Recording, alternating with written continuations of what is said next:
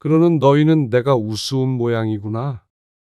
그런 게 아니라, 다시는 빌려줄 생각 없으니까 너희도 앞으로는 올 생각 말어. 어? 우리도. 그래. 앞으로는 너희가 오는 것도 허락하지 않을 거야. 그건 말이 안 되지. 어떻게 자식도 못 오게 해? 내 집을 나만 쓰겠다는데 뭐가 문제야? 아빠도 이런 집 온 거면 마당에서 다 같이 시간도 보내고 그럴 생각이었던 거 아니야? 아니, 네 엄마랑 한가하게 노후 생활하려고 온 거야. 그걸 너희가 망치고 있고. 오늘 이야기 속 주인공은 68세 김명준 씨입니다. 그리고 그의 딸과 사위에 관한 이야기이죠. 김 씨는 꿈에도 그리던 전원주택에 살지만 좋은 점보다 불편한 점이 더 많았습니다.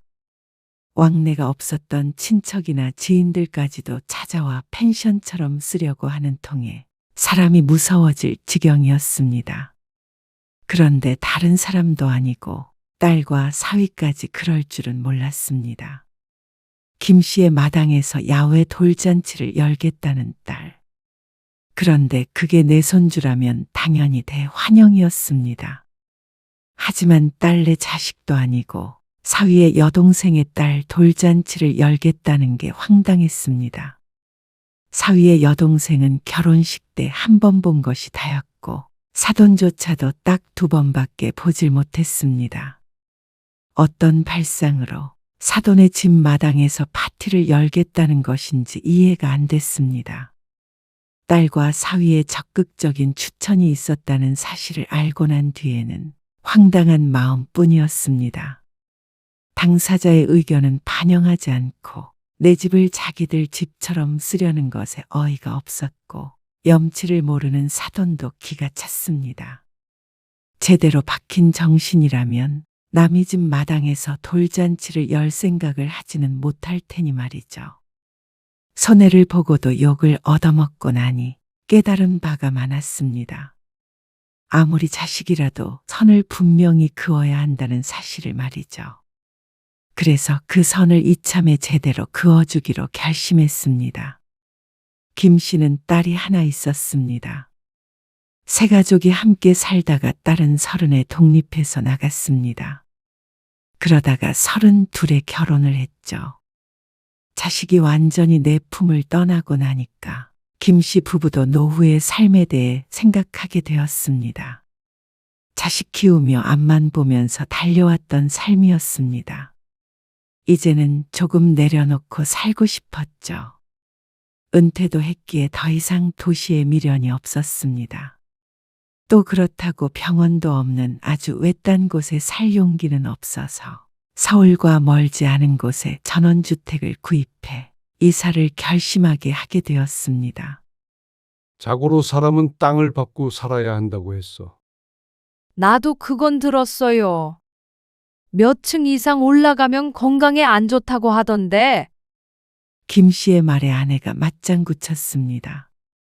오랫동안 아파트 17층에서 살았는데 그래서 자꾸 무릎이 아팠나 보다 하며 말이죠. 그런데 집을 사면서 딸과 마찰이 조금 있었습니다. 그런 곳에서 집만 비싼 곳 살면 뭐 하려고 그래? 전원주택은 나중에 가격이 오르는 것도 아니고 오히려 떨어진다잖아. 떨어지면 어떻고 올라가면 어때? 앞으로 평생 살 집인데. 그래. 정원도 가꾸고 텃밭도 만들고 그렇게 살 거야. 엄마 아빠가 보여준 집은 정원이 너무 높지 않나? 둘이서 어떻게 관리를 하려고 그래? 나중에 후회할 것 같은데? 너무 과한 집이야. 둘이서 살기엔 좀 커 보이긴 하지만 그래도 금전적인 측면에서는 서울에 있는 아파트에 사는 것보다는 이득이었습니다. 그러니 딸이 못마땅해 하는 것도 이해가 가지 않았습니다. 우리 이사 갈 때나 좀 보태주지. 하지만 마지막 말에 무엇 때문에 심통이 났는지 알 것 같았죠. 하지만 김 씨 부부는 딸에겐 충분히 해줄 만큼 해줬다고 생각했습니다. 잘 못 살고 있는 것도 아니니까 딸 부부는 알아서 살 거라고 생각했습니다. 그래서 딸의 반대를 무릅쓰고 아파트를 처분해서 전원주택으로 이사를 했죠. 도시랑 멀지 않으면서도 한적한 곳이었습니다. 매일 찻소리만 듣다가 새소리가 들리는 곳으로 가니까 숨이 탁 트이는 것 같았습니다. 그런데 반대하던 딸도 막상 김씨 부부가 이사를 하니 주말마다 찾아왔습니다. 요즘 이런 펜션 같은 데 놀러 가려면 하룻밤에 30만 원 정도는 하던데. 그래? 최소한 그렇지. 건물 전체를 다 쓰는 거니까. 마당에 수영장도 있으면 좋긴 하겠다. 나중에 너 애 낳으면 수영장은 생각해 볼게. 바깥에서 고기 구워 먹으니까 좋긴 하네. 그러게 뭘 했어.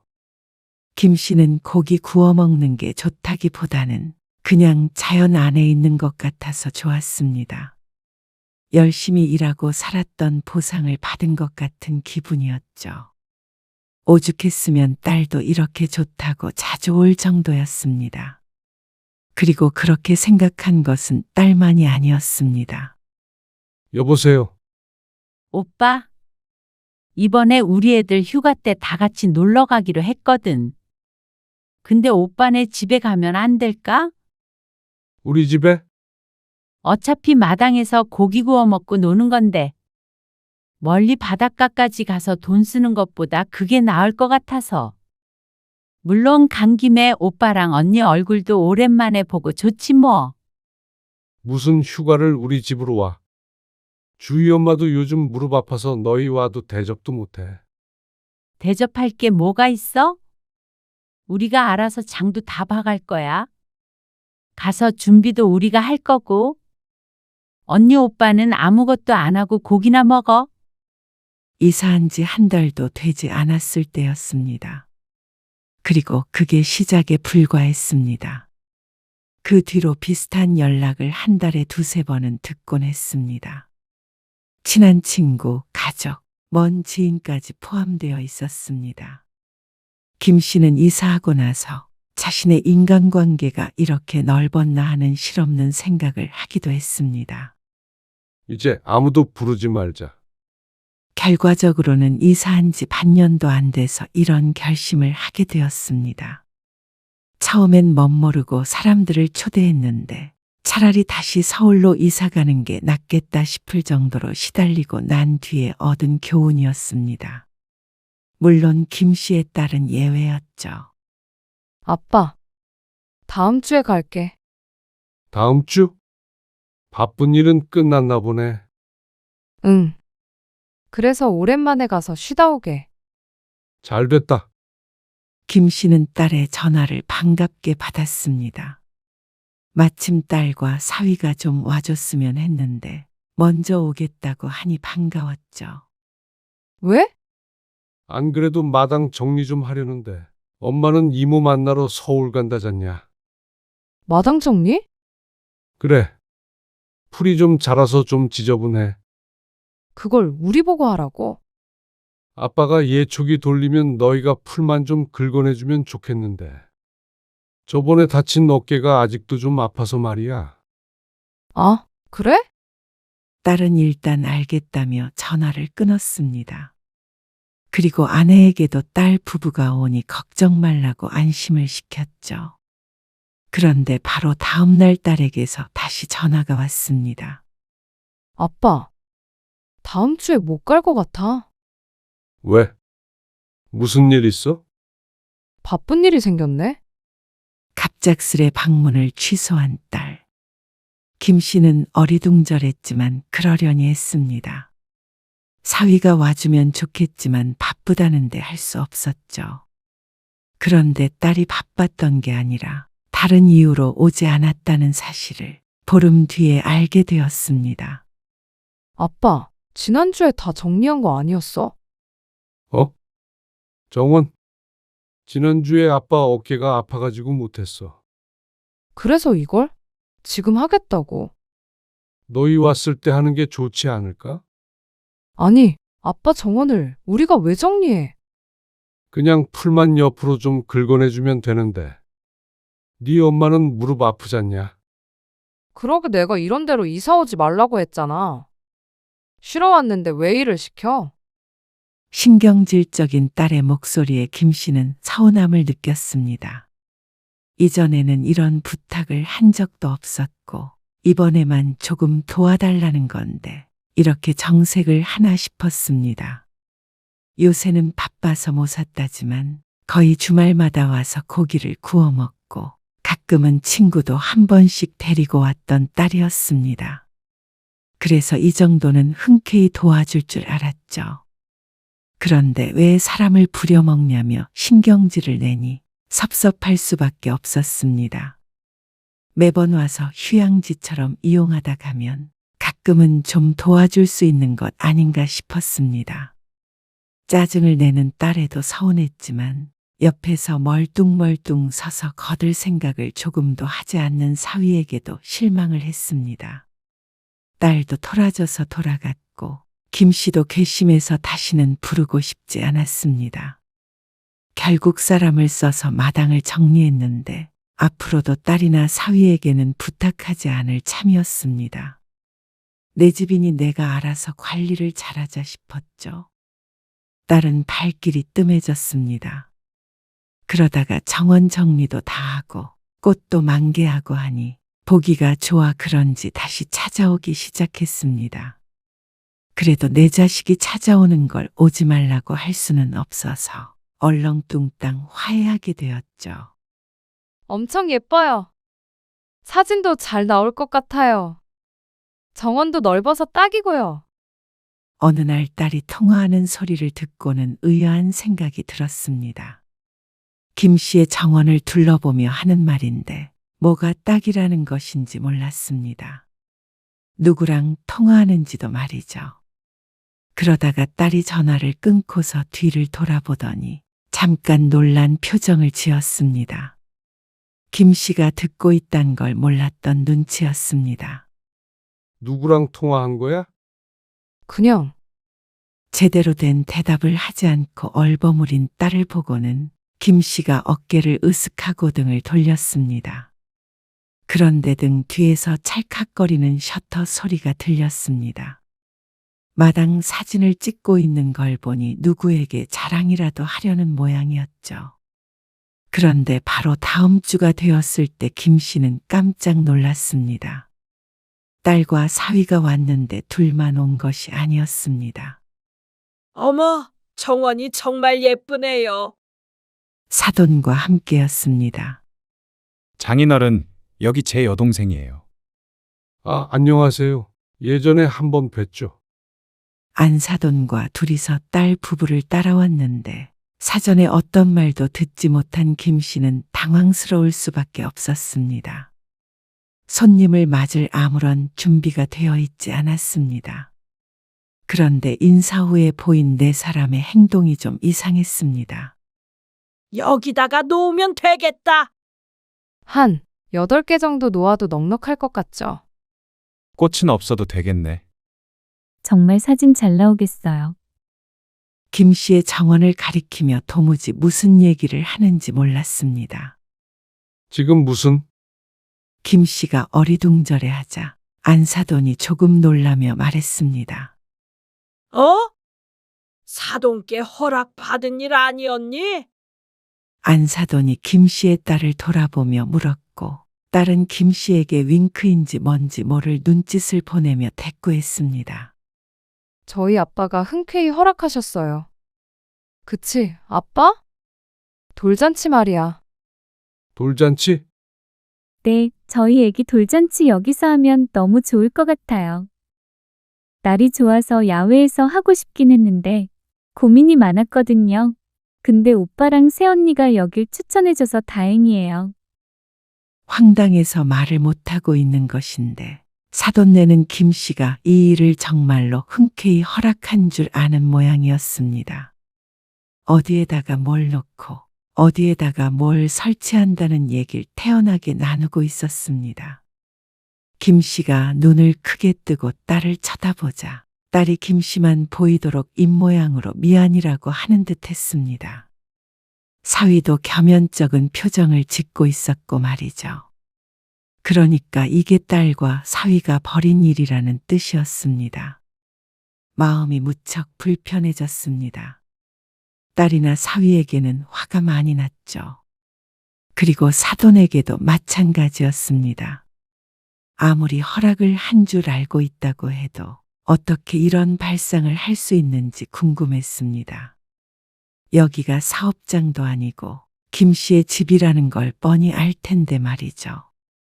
김 씨 같았으면 사돈의 집에 가서 돌잔치를 하겠다는 생각은 절대 하지 않을 것 같았습니다. 내 손주의 돌잔치면 모를까. 어떻게 사돈의 아이의 돌잔치를 내 집에서 해야 하는 건지 기가 찼습니다. 여기서 따지고 들었다가는 딸만 이상한 사람이 될 것 같아서 꾹 눌러 담았습니다. 다만 따지더라도 사돈네가 돌아간 뒤에 따질 생각이었죠. 그런데 사위와 딸은 사돈과 함께 돌아가 버렸습니다. 그것마저도 욕먹기 싫은 작전 같은 건가 싶었습니다. 너 정말 제정신이야? 딸에게 오랜만에 험한 말이 나왔습니다. 그런데 말을 안 할 수가 없었습니다. 아빠 그게 말이야. 우리 집 사진을 보여줬더니 신우이가 딱 거기가 좋겠다는 거야. 그런다고 남의 집에서 돌잔치를 하는 사람이 어디 있어? 에이, 따지고 보면 완전히 남은 아니지. 너네 애도 아니고 본 적도 없는 사돈애기 돌잔치를 내 집 마당에서 해야 한다는 거야? 그럼 어떡해?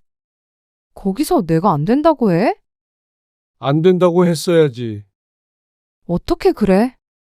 어머님도 기대하시는 눈치던데? 기대한다고 그게 되는 거냐? 한 번만 좀 부탁할게. 너희는 참, 지난번에 풀 깎는 거 한번 같이 하자고 했을 때는 그렇게 짜증을 내더니 이제는 멋대로 파티 장소로 쓰려고 해? 양심이 있냐? 그러자 딸도 할 말이 없었는지 침묵했습니다. 그래도 딸 체면을 좀 생각해서 이번만 오케이 해주면 안 돼. 이제 와서 어떻게 안 된다고 해. 아이고, 진작에 네 손에서 끝냈어야지. 김 씨는 천장을 보며 한숨을 푹푹 내쉬었습니다. 왜 생각지도 못했던 일로 이렇게 골머리를 썩어야 하는 건지 몰랐습니다. 장인어른 죄송해요. 주희가 알아서 하겠다고 했는데 설마 아예 말씀 안 드린 줄은 몰랐어요. 그래서 어떻게 했으면 한다는 거야? 지금 장인어른 댁에서 파티를 하는 걸로 생각하고 계획을 다 짜고 있어서 죄송합니다. 그 말에는 정말 앓는 소리가 안 나올 수가 없었습니다. 집에 방문하고 싶어하는 염치 없는 사람들 때문에 김 씨 부부가 얼마나 힘들었는지 뻔히 알고 있는 사위가 어쩜 이런 부탁을 하는지 몰랐습니다. 딸과 사위는 자식이라 특별 대우였던 걸 모르는 것인지 날짜가 언젠데? 네? 거기에 우리까지 참석해 있는 것도 이상한 것 같고. 장소는 빌려줄 테니까 날짜를 말해봐. 어디 놀러라도 다녀와야지 어떻게 해. 그러자 사위는 감격이라도 한 듯 깎듯이 굴었습니다. 감사합니다. 장인어른, 앞으로는 이런 일 없도록 하겠습니다. 사위까지 이렇게 부탁을 하는데 차마 매정하게 굴지를 못했습니다. 어쩌면 딸이 이런 김 씨의 성격을 알고 일단 저지른 것이 아닌가 싶었습니다. 어쨌거나 여러 사람을 실망하게 하느니 마지막으로 한 번만 희생하자 싶어서 허락을 하게 되었습니다. 그리고 돌잔치 날 전날에는 축의금까지 따로 챙겨서 딸 편에 보내기도 했습니다. 집을 빌려주는 건 빌려주는 것이고 돌인 걸 안 이상 아무것도 안 줄 수는 없었죠. 그래. 잔치는 끝난 거야? 손님들은 대부분 돌아갔고, 우리도 금방 가려고. 잔치는 오후 늦게 시작해서 어둑해지기 전에 끝이 난 듯 했습니다. 김 씨 부부는 처해에 와 있었습니다.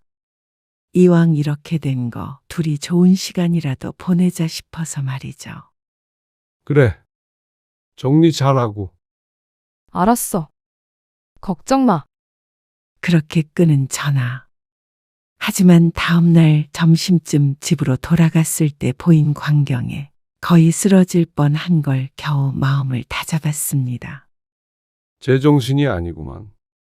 수십 명이 초대되었다고 들었는데 여러 사람이 오간 만큼 정원은 형편없이 망가져 있었습니다. 의자를 놨다가 걷었는지 모르겠지만 잔디가 흉측하게 파여 있었고 꽃나무는 꺾여 뭉개진 것들도 보였습니다. 마당까지 차가 왔다 갔다 했는지 바퀴 자국도 선명했죠. 온갖 곳에 쓰레기가 널브러져 있었고 한쪽에는 테이블이 제대로 정리도 되지 않은 채 모여 있었습니다. 누가 보아도 급하게 대충 치운 것처럼 보였죠. 이게 아름답던 내 정원이 맞나 싶었습니다. 아내도 한 발짝 떼면 끙 앓는 소리를 냈습니다. 구석구석 보아도 복구하는데 시간과 비용이 꽤나 들 것처럼 보였습니다. 집안도 가관이었습니다. 부엌과 화장실만 쓰겠다고 했던 약속이 무색하게, 거실도 엉망진창이었습니다. 실내에서도 한바탕 파티가 열린 모양이었습니다. 안방 침대에서도 누군가가 누웠던 흔적이 보였습니다. 기가 막힌 마음에 작은 방문을 열자 딸과 사위가 보였습니다. 너희 여기서 잤어? 근데 집안에서 무슨 짓을 한 거야? 그러자 딸도 사위도 제대로 눈도 뜨지 못했습니다. 해가 중천인데 이 시간까지 못 일어나는 걸 봐서는 술을 마셔도 거하게 마신 것 같았습니다. 아, 벌써 왔어? 벌써? 딸은 시계를 보더니 깜짝 놀라서 몸을 일으켰습니다. 어머님, 아버님은 가셨어? 뭐라고? 그러자 간밤에 시집 식구들도 이곳에서 자고 갔다고 털어놓는 딸. 그렇다면 안방 침대가 흐트러져 있는 게 잠깐 앉아본 것도 아니고 누군가가 취침을 했다는 말이었습니다. 눈앞이 새빨개졌다는 말이 어떤 뜻인지 알 것 같은 기분이었습니다. 장인어른, 뒤늦게 정신을 차린 사위가 얼른 침대에서 일어났습니다. 김 씨가 바람소리가 나도록 뒤를 돌아 거실로 나왔습니다. 그 뒤를 사위가 쫓아나왔습니다. 그게 어제 잔치가 끝나고 저희 가족들이 다들 그대로 돌아가기 아쉽다고 해가지고요. 아빠, 다들 술 좀 마셨는데? 여기서 대리를 불러서 갈 수도 없잖아. 그러니 이해해달라는 듯이 말하는 딸과 사위. 지금 이 상황을 어째서 김 씨가 이해해줘야 하는 것인지 몰랐습니다. 미리 허락을 구한 것도 아니었고 정성스레 관리한 정원은 망가졌고 집도 엉망이었습니다. 돈을 받고 빌려줬어도 이렇게 함부로 사용하지는 않을 것 같았습니다. 어떻게 사람이 살고 있는 집을 이 지경으로 만들어 놓을 수 있는 것인지 몰랐습니다. 그것도 사돈이라는 사람들이 말이죠. 김 씨는 충격이 컸습니다. 나는 이거 이대로는 못 둬. 당장 사람 써서 실내 다 청소하고 정원도 업체 불러서 원상복구 해놔. 업체를 부르라고. 그냥 우리가 대충 치우고 갈게. 대충? 아니, 진짜 대충 치울 건 아니고. 돈까지 쓸 필요는 없다. 이 소리지. 집 주인이 그렇게 하라는데 왜 그걸 너희가 판단을 해? 장인어른, 제가 깨끗하게 치울게요. 너희가 잔디도 다시 깔고 할 수가 있어. 에이, 잔디까지요? 그래. 엉망이 됐던데. 망가진 부분은 보수를 해야 할 거 아니야? 화단도 그렇고. 아빠, 그렇게 하나하나 따지면 끝이 없지. 그러더니 김 씨가 너무 예민하다는 딸. 어처구니가 없었습니다. 피해자는 김 씨고 가해자는 딸 부부인데 어째서 가해자가 피해자를 나무라는 것인지 몰랐습니다. 깨끗하게 쓴다고 약속을 했고 실내는 화장실하고 부엌만 쓴다고 했던 거 잊었어? 약속 다 무시하고 난장판을 만들었으면 제대로 책임을 져야 할 거 아니야? 자식이 엄마 아빠 집 좀 빌렸다고 원상복구까지 하라는 건 너무하지. 요즘 펜션도 그렇게까지 간단하게는 안 해. 장인어른, 저 청소 잘해요. 저한테 맡겨주세요. 혼자서는 어림도 없는 일이었습니다. 그리고 집을 이 지경으로 만든 사위가 깔끔하게 치울 수 있을 거라고 생각이 되지 않았습니다. 믿을 수가 없었죠. 오늘 안으로 다 정리해도. 김 씨는 안방으로 들어가 이불을 걷어버렸습니다. 누군지도 모를 누군가가 누웠다고 생각하면 온몸에 소름이 끼칠 지경이었습니다. 왜 이렇게 유별나게 구는 거야? 그런데 딸이 입을 대빨 내밀며 말하는 소리를 듣게 되었습니다. 기분이 상한 김 씨가 뒤돌아 딸을 쳐다보자 아무 말도 하지 않았다는 듯 굴었죠. 딸과 사위가 실내를 정리하는 걸 김 씨 부부가 거실에 앉아서 보고만 있었습니다. 1시간쯤 그렇게 있자 자기들도 지쳤는지 치우던 걸 내팽개쳤습니다. 나는 밖에 좀 치울게. 여기를 그러면 나 혼자 치우라고. 밖에도 치우긴 해야 할 거 아니야. 사위가 나가버리고 딸이 성질을 냈습니다.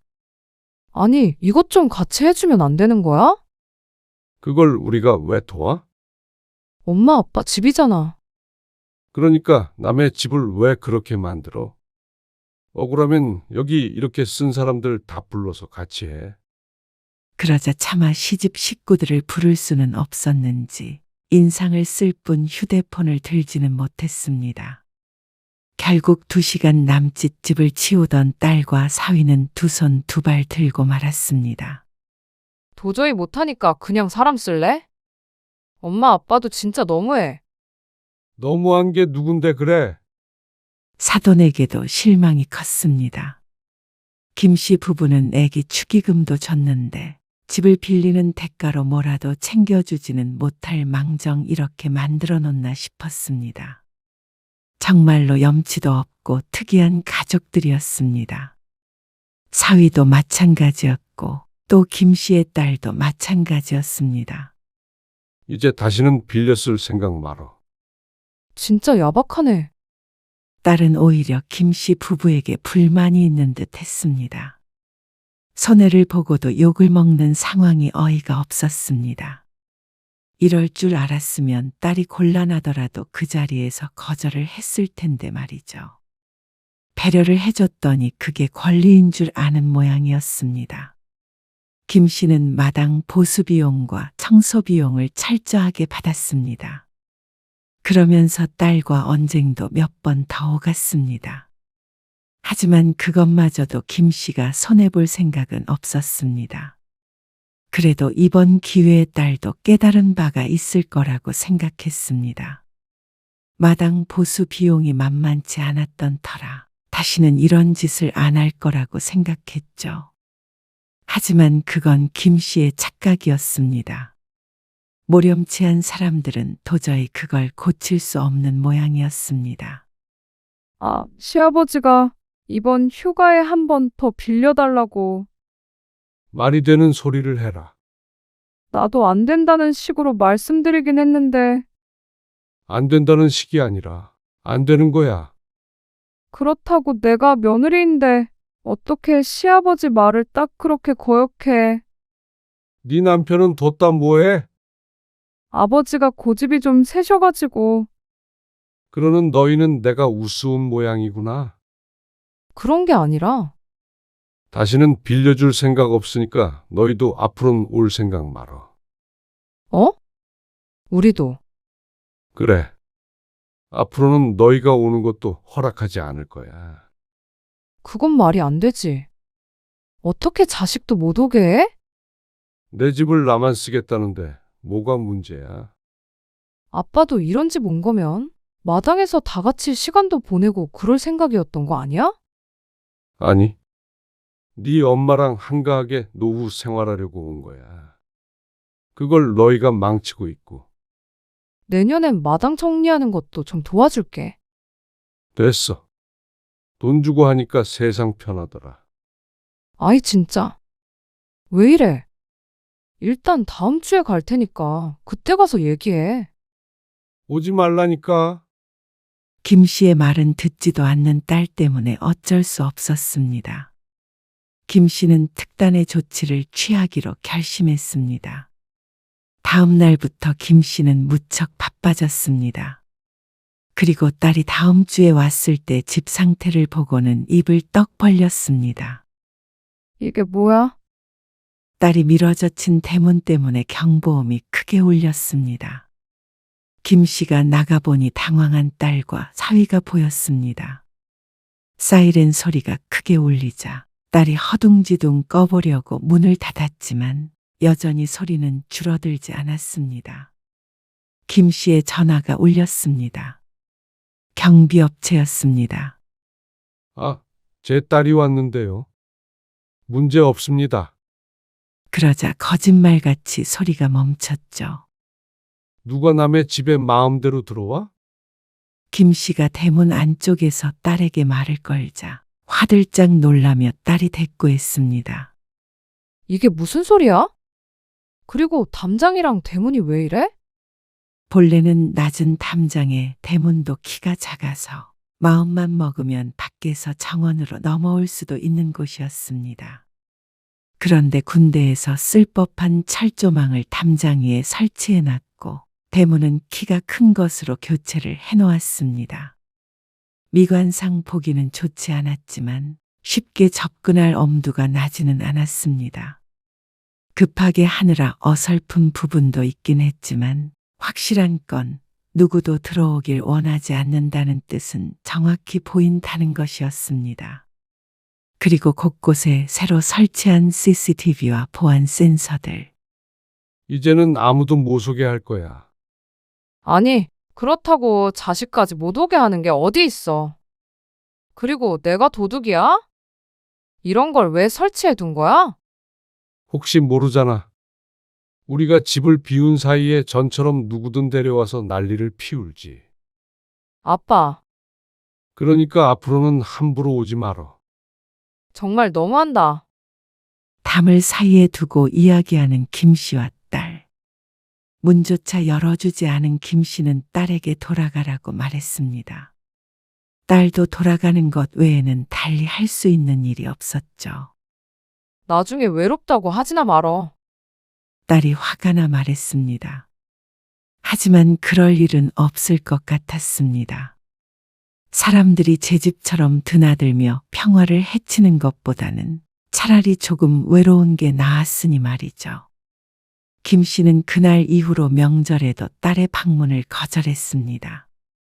몇 번 더 오겠다는 의사를 내비쳤던 딸은 나중엔 포기를 했습니다. 그리고 집을 이렇게 바꾼 뒤로는 친척들도 김 씨의 집에 오겠다는 말은 하지 않았습니다. 가끔 그냥 무작정 찾아오는 사람들이 있었는데 이제는 그마저도 없어졌죠. 그게 차라리 좋았습니다. 염치 없는 사람들 때문에 스트레스 받는 일은 더 이상 하고 싶지 않았습니다. 그게 아무리 자식이더라도 이제 더 이상 배려해주고 싶지 않았습니다. 그러니 평화가 찾아왔습니다. 김 씨 부부가 생각했던 한가하고 조용한 노후를 보내게 된 것이죠. 딸 좀 덜 보면 어떤가 싶었습니다. 시집 식구들 때문에 김 씨에게 실망감을 안겨줬던 괘씸한 딸은 이렇게 떨어져 지내는 게 오히려 마음이 편했습니다. 1년 반 뒤에 딸은 아이가 생겼다며 김 씨의 아내에게 육아를 부탁해왔습니다. 그리고 그건 당연히 거절했습니다. 이제는 더 이상 딸에게 휘둘리지 않을 생각이었습니다. 김 씨 부부 두 사람만 생각하며 살아갈 생각이었죠.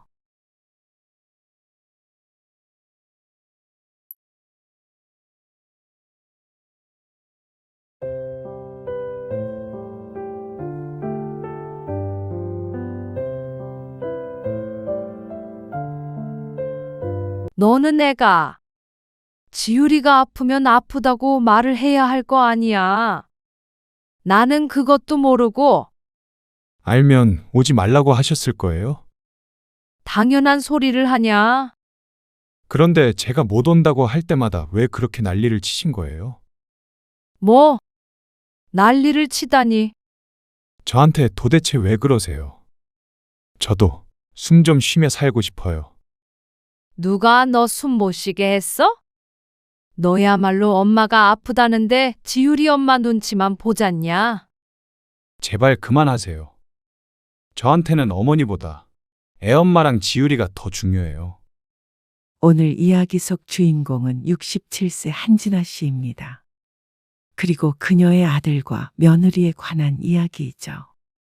한 씨는 남편이 떠난 후 우울증으로 병원에 다녔습니다. 남편의 죽음이 충격적이었는지 혹은 혼자 남은 외로움 때문이었는지 무력한 한 씨에게 유일한 위로는 아들뿐이었습니다. 아들마저 곁에 없었다면 어땠을지 상상조차 할 수가 없었죠. 처음에는 그런 한 씨를 살뜰하게 챙기던 아들. 하지만 아들은 점점 변해갔습니다. 부모보다도 자신의 가정이 우선이었습니다. 그리고 아들이 챙기는 한 씨를 눈엣 가시처럼 생각한 며느리. 아들과 함께 보내는 시간을 사사건건 방해하기 일쑤였습니다. 마음 약한 아들은 그 사이에서 힘들어했죠. 결국에는 한 씨의 존재가 부담스럽고 괴롭다며 울부짖는 아들. 한 씨는 허탈했습니다. 자신에게 부모란 늘 뒷전인 듯 했습니다. 필요할 때만 찾고 필요 없을 땐 애물단지 취급하는 자식에게 깊이 실망했습니다.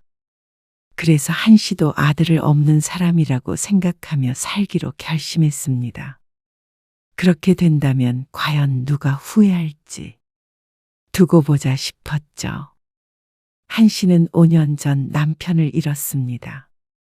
남편이 퇴직한 후에 둘이서 알콩달콩 여행이나 다니며 노후를 즐길 수 있을 줄 알았습니다.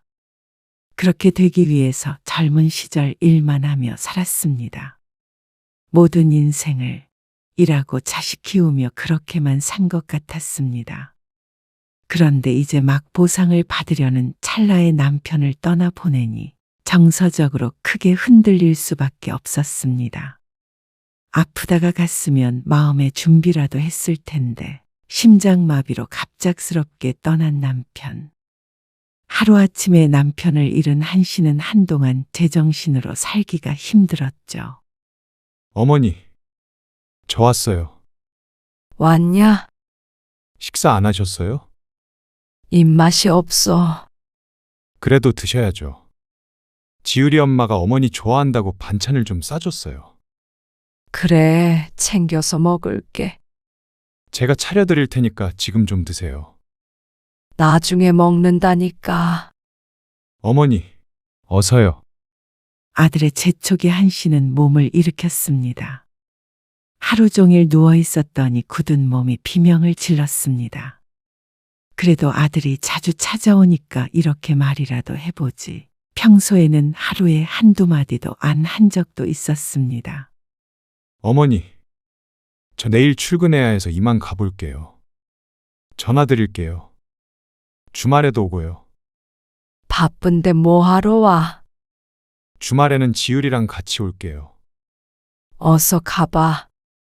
아들은 한 씨가 밥을 먹는 것을 지켜보고서 집을 나섰습니다. 아들이 왔다 가니 그래도 활기가 조금 오르는 것 같았습니다. 무기력한 나날 가운데 한 줄기 빛과 같았습니다. 아들은 다음 날에도 전화를 했고 주말에는 약속했던 것처럼 손자나 며느리와 함께 찾아와 시간을 보내기도 했습니다. 지율이 엄마가 못 와서 죄송하대요. 장모님이 요즘 좀 편찮으셔서요. 하지만 한 씨는 며느리가 안 온 이유를 알고 있었습니다. 매일같이 아들이 한 씨를 찾아오는 게 내심 마음에 들지 않기 때문이라고 짐작했습니다. 하지만 그렇다고 아들과의 시간을 포기할 수는 없었죠. 시간이 약이라고 한 씨는 점점 괜찮아졌습니다. 엄마는 너 없으면 어쩔 뻔 했나 싶어. 너 때문에 살아. 어느 날 한 씨가 아들에게 중얼거렸습니다. 그나마 오랜만에 한 씨의 입 밖으로 나온 희망적인 말에 아들의 표정이 밝아졌습니다. 제가 더 자주 올게요. 그러니까 기운 차리세요. 밖에서 친구들도 만나시고 생활을 되찾으셔야죠. 노력해 볼게. 힘들면 자신에게 기대라는 아들. 한 씨는 그런 아들에게 고마웠습니다. 옆에서 든든하게 의지할 수 있게 버팀목이 되어주는 아들을 어쩌면 남편의 빈자리를 채워줄 거라고 생각했는지도 몰랐습니다.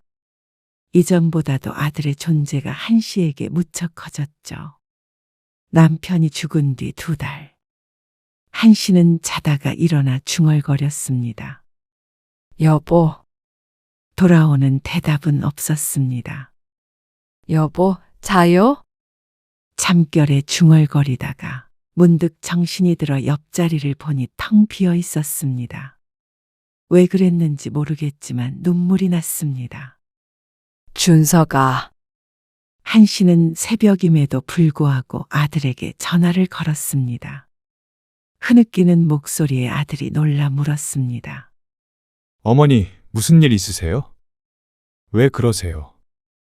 아니, 자다가 일어났는데 네 아버지가 옆에 누워있는 줄 알고 자꾸 불렀는데 그런데 없지 뭐냐. 어머니, 그냥 갑자기 복 받쳐서 그래. 신경 쓰지 마. 그냥 새벽이라 그런가 보다. 제가 갈까요? 지금? 네. 잠깐만 기다리세요. 그러면 그래 줄래? 한 씨는 아들에게 미안했지만 기분이 너무 싱숭생숭하고 먹먹해서 아들이라도 곁에 있었으면 했습니다. 그래서 새벽에 집으로 온다는 아들을 거절하지 않았죠. 옆에서 며느리의 목소리가 작게 들렸습니다. 잠이 가득한 목소리로 지금 가게 하며 묻는 며느리. 한 씨는 그걸 모른 척 했습니다. 아들은 30분쯤 뒤에 한 씨의 집에 도착했습니다. 다음 날 출근할 준비까지 해서 왔고, 한 씨는 아침에 아들과 함께 아침을 챙겨 먹었습니다. 내가 주책이다. 잠결에 그랬나 봐. 괜히 바쁜데 불러서 미안해. 아니에요. 여기서 바로 출근하면 돼요. 그래. 다음에는 이렇게까지 안 해줘도 돼. 전화하시면 올게요. 아들의 말에 가슴이 뭉클했습니다. 그래서 한 씨는 그날 이후 병원에 다녔습니다. 감정 기복도 있고 수시로 우울한 게 마음에 병이 들어서인 듯 해서 말이죠. 아들의 권유도 있었지만 한 씨도 노력하고 싶었습니다. 좀 더 힘내서 살고 싶었죠. 다음 주에 엄마 건강검진 하러 가야 하는데 아, 다음 주 언제요? 수요일. 아, 수요일이요. 그래. 혹시 같이 가줄 수 있을까? 한 씨의 물음에 아들은 잠시 생각하더니 긍정적인 대답을 돌려주었습니다. 아들은 살뜰하게 한 씨를 살폈습니다. 아들이 성인이 되고 나서부터는 이렇게 자주 붙어 있던 적이 없었던 것 같은데 남편이 죽고 난 뒤로는 어쩐지 아들과 부쩍 가까워졌습니다. 아들이 시간이 안 되면 며느리가 오기도 했는데 그래서인지 한 씨는 더 이상 외롭지 않았습니다. 곁을 지켜주는 자식이 있으니까 말이죠. 준서가 오늘 시장에서 아구 사왔거든. 너 아구찜 좋아하잖아. 이거 같이 해서 저녁 먹을까? 오늘이요? 내일은 안 돼요? 오늘 먹는 게 좋지. 혼자서 먹기에는 많을 것 같은데 어쩌냐? 오늘 식구들이랑 어디 좀 가기로 했는데. 아이고, 네 아버지라도 계시면 좋았을걸. 갑자기 울적해지는 한 씨의 목소리에 전화기 건너로 한숨 소리가 들려오는 듯 했습니다. 그 소리에 기분이 상한 한 씨가 아들에게 말했습니다. 알았어. 너 부담 주려고 한 소리 아니야. 그냥 같이 맛있는 거 먹으면서 얘기도 하면 좋을 것 같아서 그랬어. 네가 그렇게 싫어하는 줄은 몰랐다. 싫다고 안 했어요. 한숨 쉬었잖아. 이건 그냥 좀 곤란해서 그랬어요. 싫어서 그런 게 아니에요. 됐다. 오지 말어라. 어머니, 한 씨는 전화를 끊어버렸습니다. 왜 그렇게 화가 났는지는 모르겠지만 아들이 자신을 귀찮아하는 것 같아서 마음이 상했습니다. 한 씨는 그저 좋은 음식을 나눠 먹을 생각에 한번 물어본 것이었는데 바쁘면 바쁘다고 하면 되지 왜 한숨을 쉬는지 몰랐습니다. 꼭 자신이 아들을 귀찮게 하는 존재처럼 느껴지게 말이죠. 어머니, 저 왔어요. 혼자 해서 먹을 생각은 들지 않아 누워서 TV를 보고 있었는데 아들이 왔습니다. 한 씨는 몸을 벌떡 일으켰습니다. 오늘 어디 간다며? 내일 가기로 했어요. 어머, 그래? 안 그래도 되는데 나 때문에 괜히 취소한 거 아니야? 아니에요. 아들의 방문에 한 씨는 금세 기분이 좋아졌습니다. 역시나 자신을 귀찮아할 아들이 아니었습니다. 괜한 오해를 했나 싶어서 미안했습니다. 입맛이 없었는데 갑자기 출출해져 한 씨는 얼른 부엌으로 들어갔습니다. 준서가 밥 금방 차리니까 조금만 앉아서 기다려. 네, 그렇게 한 씨는 아들과 마주 앉아 아구찜을 먹었습니다. 다음에는 지율이 엄마도 같이 와. 지난주에도 같이 먹었잖아요. 그래도 다 같이 북적거리면 좋지. 혹시나 며느리가 시어머니인 자신을 불편해 할까봐 직접 연락하지는 않았습니다. 시어머니가 같이 밥 먹자고 해봤자 불편하기만 하지 거절도 못하고 억지로 올까봐 꼭 아들을 통해서 말했습니다. 그래서 한 씨는 스스로를 사려 깊은 시어머니라고 생각했죠. 그런데 식사를 하던 중에 아들의 휴대폰이 울렸습니다. 아들이 화면을 보더니 자리에서 일어나 거실로 나갔습니다. 무슨 전화인지는 모르겠지만 한 씨가 들으면 안 되는가 싶어서 신경을 껐습니다. 그런데 넓지도 않은 집의 목소리를 아무리 죽여도 전혀 안 들릴 수는 없었죠. 미안하다고 했잖아. 식사는 마치고 가야지. 지율이는? 그래. 내일 갈게. 이해 좀 해줘라. 알겠어. 금방 갈게. 가서 얘기하자. 손자의 이름이 나오는 것을 봐선 며느리와 통화하는 듯 했습니다. 중간중간 한숨 소리가 들리고 대화 내용이 퍽 심각한 것 같았습니다. 아들의 말로 유추해 보건대 아들이 한 씨의 집에 온 것을 가지고 며느리가 불만을 가진 것 같았습니다. 아들은 약속을 미뤄 사과하는 상황이고 말이죠. 한 씨는 며느리에게 섭섭했습니다. 서로 사정을 뻔히 알면서 아들과 저녁 한 끼 먹는다고 그렇게 도중에 전화까지 해서 뭐라고 할 일인가 싶었습니다. 밥 먹고 어련히 알아서 보내줄 텐데 말이죠. 꼭 한 씨에게 시위라도 하고 있는 것 같았습니다. 며느리 등살에 아들이 제대로 길을 펴기나 할까 생각하니 속이 뒤틀리는 듯 했습니다. 그렇다고 또 며느리에게 전화해서 따질 만한 성격은 아닌지라 며느리가 더욱 자신을 우습게 보는 것 같았죠. 얼른 먹고 가봐. 한 씨가 불퉁하게 말하자 아들이 멋쩍은 얼굴을 했습니다. 통화 내용을 들었나 하는 표정이었죠. 한 씨는 아들을 보냈습니다. 그러자 집이 조용해졌습니다. 아들도 수다스러운 편이 아니라 아들이 온다고 시끌벅적한 것은 아니었지만 그나마 대화할 사람이 사라지니 TV 소리만 희미하게 들려왔습니다. 매일 이렇게 살아야 한다고 생각하면 어쩐지 너무도 외로운 기분이 들었습니다. 하지만 그래도 아들이 있으니 괜찮다고 생각했죠. 그런데 아들은 점점 변해갔습니다. 오늘 바쁘니? 오늘이요? 무슨 일 있으세요? 아니, 무슨 일 있는 건 아니고. 오랜만에 나들이나 갈까 했지. 날씨도 너무 좋고 주말이고 해서. 지율이랑 지율이 엄마랑도 다 같이 놀러 갈까? 한시의 말에 아들이 머뭇거렸습니다. 아, 오늘은 안 될 것 같아요. 장모님이랑 장인어른 모시고 강릉에 가기로 했거든요. 강릉? 네.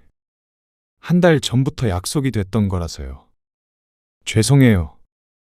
새 식구만 가는 거라면 따라가기라도 하는데 처가 식구와 함께 간다고 하니 별 도리가 없었습니다.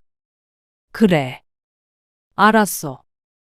한씨는 풀이 죽어 전화를 끊었습니다. 그런데 전화를 끊고 생각해 보니 왜 여행은 처가 식구랑만 가나 싶었습니다. 강릉에 가는 거면 하룻밤은 자고 오는 것 같은데 한씨는 최근 들어서 아들네와 그런 여행을 간 적이 없었습니다. 이것들이 사람을 차별하나? 그런 생각을 할 수밖에 없었습니다. 며느리는 한씨가 맛있는 걸 해준다고 해도 자주 안 오는데 왜 친정 식구들이랑만 좋은데 놀러 가나 싶었습니다. 한씨도 이렇게 날씨 좋을 때 아들과 함께 여행도 가고 시간을 보내고 싶었습니다. 하지만 며느리가 싫어하는 것 같았습니다. 아들은 또 며느리 말이라면 껌뻑 죽기 때문에 한씨와 시간을 많이 보낼 수도 없는 듯했죠. 한씨는 한숨을 푹 내쉬었습니다. 아들 가진 게 죄였습니다. 한씨도 딸이 하나 있었으면 며느리가 친정을 챙기는 것처럼 딸이 나를 챙겨줬을 텐데 하고 생각했습니다. 그날 밤 한씨는 혼자 집에 있다가 속이 뒤틀리듯 아파서 침대 위를 뒹굴었습니다. 아이고, 배야. 한씨는 아들에게 전화를 걸었습니다. 달리 연락할 곳도 생각나는 사람도 없었습니다. 경황이 없다 보니 구급차보다도 아들이 먼저 떠올랐죠. 어머니, 무슨 일이세요? 아들이 전화를 받았습니다. 시끌벅적한 것이 처가 식구들과 함께 저녁이라도 먹는 것 같았습니다. 아이고, 준서가. 배가 너무 아파서. 한씨는 말을 하다 말고 악소리를 냈습니다. 장이 베베 꼬인 것만 같았습니다. 그러자 아들이 화들짝 놀랐습니다. 무슨 일이세요? 어디 아프세요? 한씨는 끙끙 앓는 소리를 내며 말했습니다. 배가 너무 아파서 응급실에 가야 할 것 같다고 말이죠. 그러자 아들이 구급차를 부르겠다며 다급히 전화를 끊었습니다. 그리고 1분 정도 뒤에 다시 전화가 왔습니다. 구급차는 불렀는데요. 이모나 누구 부를 사람 없으세요? 제가 지금 술을 몇 잔 마셔서 운전을 못 하는데. 내가 부를 사람이 누가 있냐? 아이고, 죽겠다. 한씨는 너무나도 서러웠습니다. 혼자서 아픈 것도 서러운데 아들은 사돈네와 즐거운 시간을 보내고 있는 것 같아서 말이죠. 남편 없는 서러움이 더욱 폭발하는 듯 했습니다. 내가 네 아버지 따라서 가려나 보다. 가야지. 늙으면 자식한테 집만 되는데. 괜스레 약한 소리가 흘러나왔습니다. 아들은 잠시 침묵했습니다. 그러더니 누군가와 대화하는 소리가 들렸습니다. 지금 갈게요. 처제가 데려다 주겠다고 해서요. 아이고, 됐다. 너 즐거운 시간 방해할 생각 없어. 어차피 구급차 오면 병원에는 데려다 줄 거 아니야. 그러자 또다시 들리는 한숨 소리. 지금 갈게요. 한씨는 끝까지 아들을 말리지 않았습니다. 내심 아들이 정말로 오지 않으면 서글플 것 같았습니다. 다만 아들의 그 한숨 소리가 참 마음을 각작거렸죠. 그래도 아들이 온다니 다행이었습니다. 처가와의 여행보다도 아직은 부모인 자신이 중요한 것 같아서 안심하기도 했습니다. 한 씨가 응급실에 도착하고 나서 한참 뒤에야 아들이 도착했습니다. 거리가 있으니 당연했습니다. 어디가 어떻게 안 좋으신 거예요? 아, 그게 말이야. 체하셨어요. 오후에 드신 게 얹힌 것 같아요. 심하진 않고요. 복통이 조금 있으셔서 이거 다 맞으시면 약 받고 귀가하시면 돼요. 한 씨는 링거를 맞고 있었는데 영양제에 가까웠습니다. 이상하게 병원에 오니 크게 아프지가 않았습니다. 아들은 허탈한 표정으로 서 있었습니다. 그리고 늦은 시간 택시를 타고 아들과 함께 집으로 돌아오는데 차 안에 무거운 분위기가 흘렀습니다. 일단 여기서 잘게요. 약 드시고 주무세요. 그래. 알았다. 아들도 술을 마셔서 한 씨의 집에서 잠을 잤습니다. 그리고 다음 날 아침 일찍 집을 나섰는데 며느리와 전화로 다투는 소리를 들었습니다. 아마 아들 때문에 여행을 망쳤다는 것 같았죠. 어쩐지 마음이 무거웠습니다. 그러려고 한 것은 아니었지만 어쨌거나 한 씨의 탓이 있으니 말이죠. 하지만 다른 한편으로는 아파서 그런 건데 그거 좀 이해해 줄 수 없나 싶기도 했습니다. 그 당시에는 딱 죽을 것 같이 아팠으니 말이죠. 하지만 그 뒤로 아들의 태도가 조금씩 변했습니다. 그 전에는 전화 한 통이면 달려왔었는데 이런저런 핑계를 댈 때가 많아졌습니다. 그리고 한 씨는 짐작했습니다. 지율이 엄마가 가지 말라고 그래? 한 씨의 질문에 아들이 부정했습니다. 그런 거 아니에요. 저도 제 생활이 있으니까요. 누가 네 생활 없대? 잠깐 들렸다가 반찬만 가지고 가라는 게 그렇게 힘든 일이야? 일정이 있어서 들릴 시간이 없는 거예요. 알았다. 아들과는 점점 삐걱거리는 것이 느껴졌습니다. 소홀해진 아들에게 한 씨는 자주 서운함을 느껴야 했습니다. 그리고 가끔씩 한 씨의 집에 와도 1시간도 안 돼서 일어나기 일쑤였습니다. 왜 벌써 가? 지율이 숙제도 봐주기로 했고. 좀 바빠요. 지율이 엄마 있잖아. 죄송해요. 다음에 다시 올게요. 한 씨가 섭섭해하는 기색을 보이자 아들도 사과를 했습니다. 하지만 이미 신발은 신고 있었죠. 한 씨는 이러다가 아들이 서서히 발길을 끊을지도 모른다고 생각했습니다. 그리고 그렇게 되면 한 씨에게 남은 사람은 아무도 없었죠. 생각만 해도 아득했습니다. 어째서 아들도 며느리도 혼자 된 부모 마음을 제대로 헤아려 주지 않는지 몰랐습니다.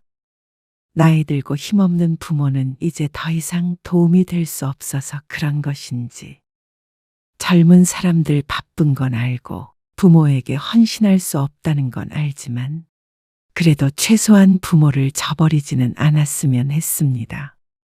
준서가 엄마가 몸살이 났는지 너무 아파. 많이 안 좋으신 거예요? 아침부터 종일 누워 있었다. 약도 떨어져 가지고 병원에라도 가보지 그러셨어요. 약만 좀 먹으면 나을 것 같아. 퇴근길에 약 좀 사다 줄래? 네. 알겠어요. 저녁에 아들이 온다고 생각하니 조금은 기운이 나는 것 같았습니다. 평소에 어딜 가자고 하면 바쁘다는 아들은 한 씨가 아프다고 하면 잘 찾아왔습니다. 그런 걸 보면 불효자는 아니었습니다. 자꾸만 불화를 만드는 것은 며느리였습니다. 어머니, 여기 약이요. 좀 괜찮으세요? 이거 먹으면 괜찮아지겠지. 더 있다가 가고 싶은데 지금 바로 가봐야 해요. 저녁이라도 먹고 가지. 아니요. 지율이 엄마한테 연락이 와서요. 그 와중에도 아들의 휴대폰이 울려댔습니다.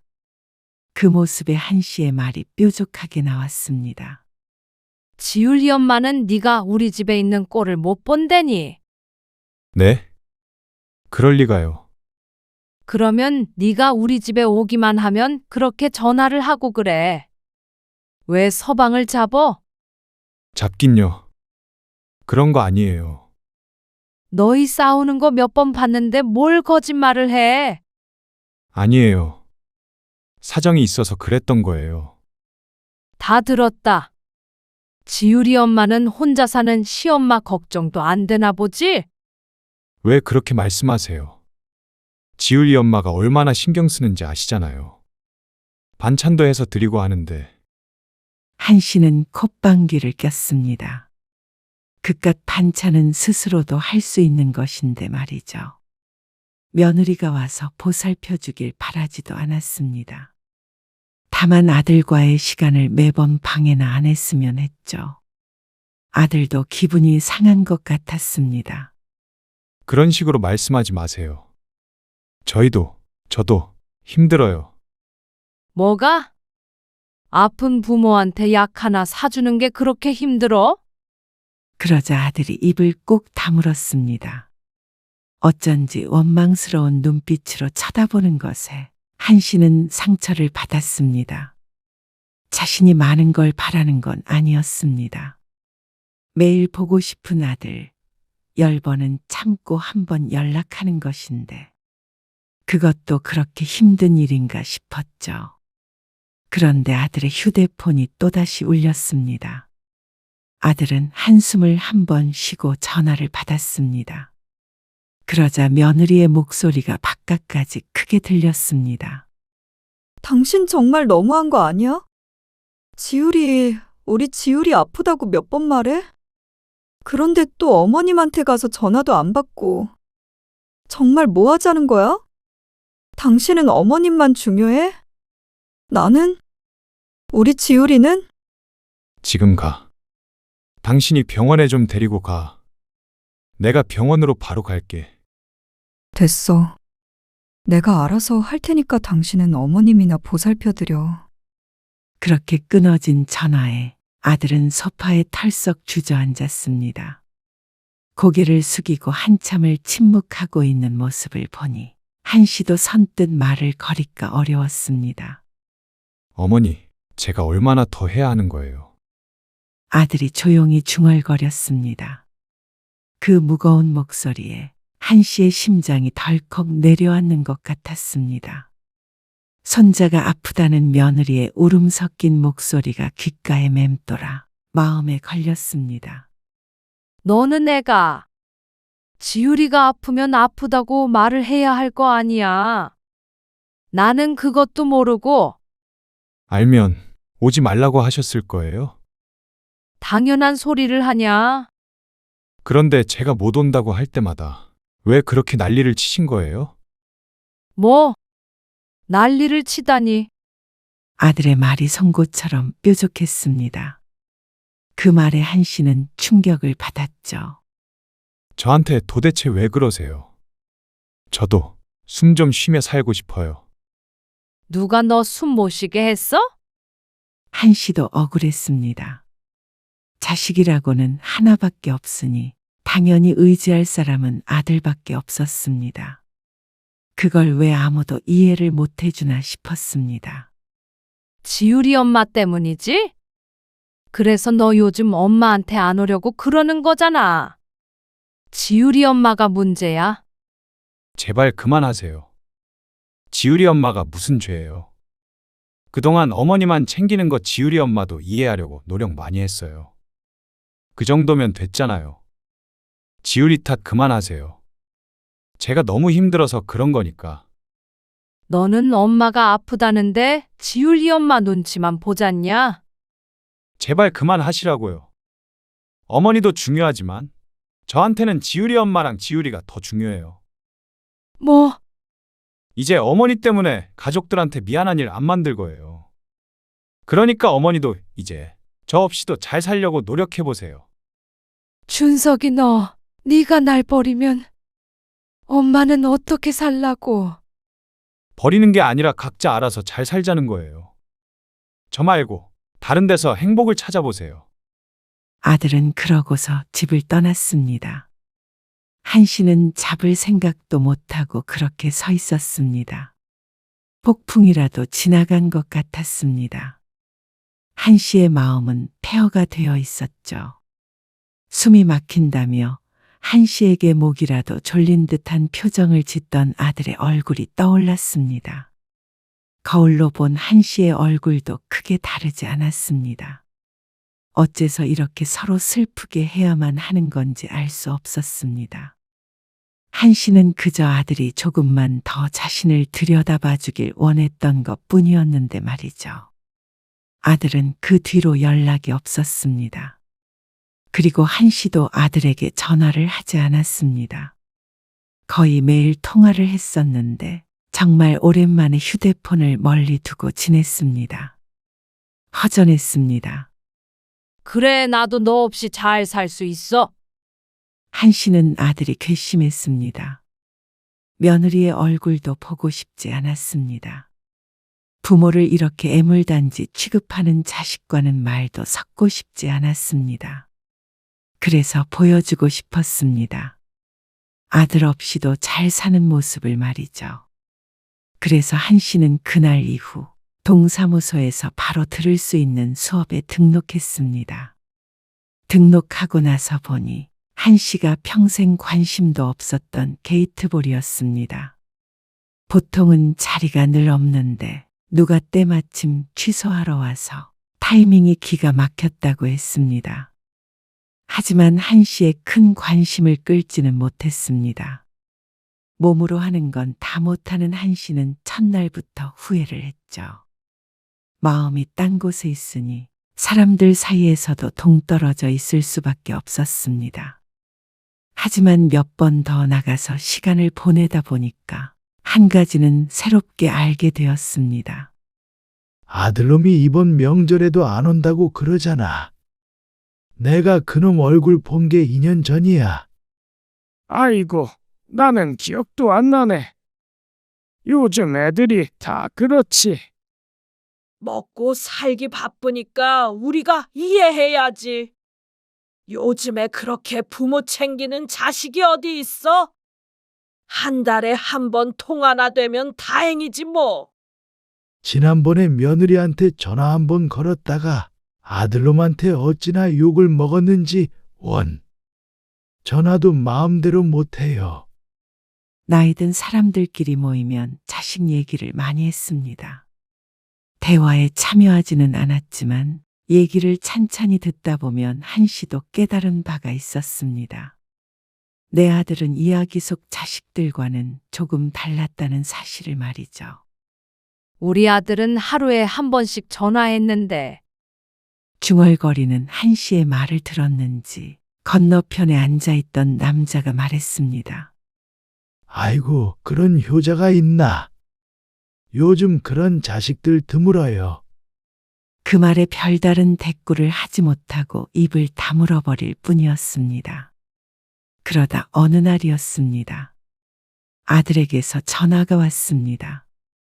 그렇게 돌아가고 난 뒤 한 달이 조금 지났을 때였습니다. 어디 편찮으신 데는 없으세요? 아들의 목소리에 한 씨는 어쩐지 목이 메이는 기분이었습니다. 그래, 안 아파. 잘 지내고 있어. 제가 지율이 엄마랑 주말에 한번 갈게요. 평소 같았으면 들떴을 한 씨였지만 어쩐지 전처럼 좋지가 않았습니다. 마음이 더 무거워졌습니다. 한 씨는 애써 밝은 목소리로 대답했습니다.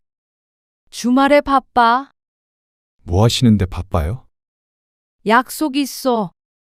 약속이요? 그래. 주말에 아는 사람들이랑 같이 게이트볼 치러 가기로 했어. 게이트볼이요? 그런 걸 할 줄 아세요? 알지? 지난달에 등록해서 배우고 있어.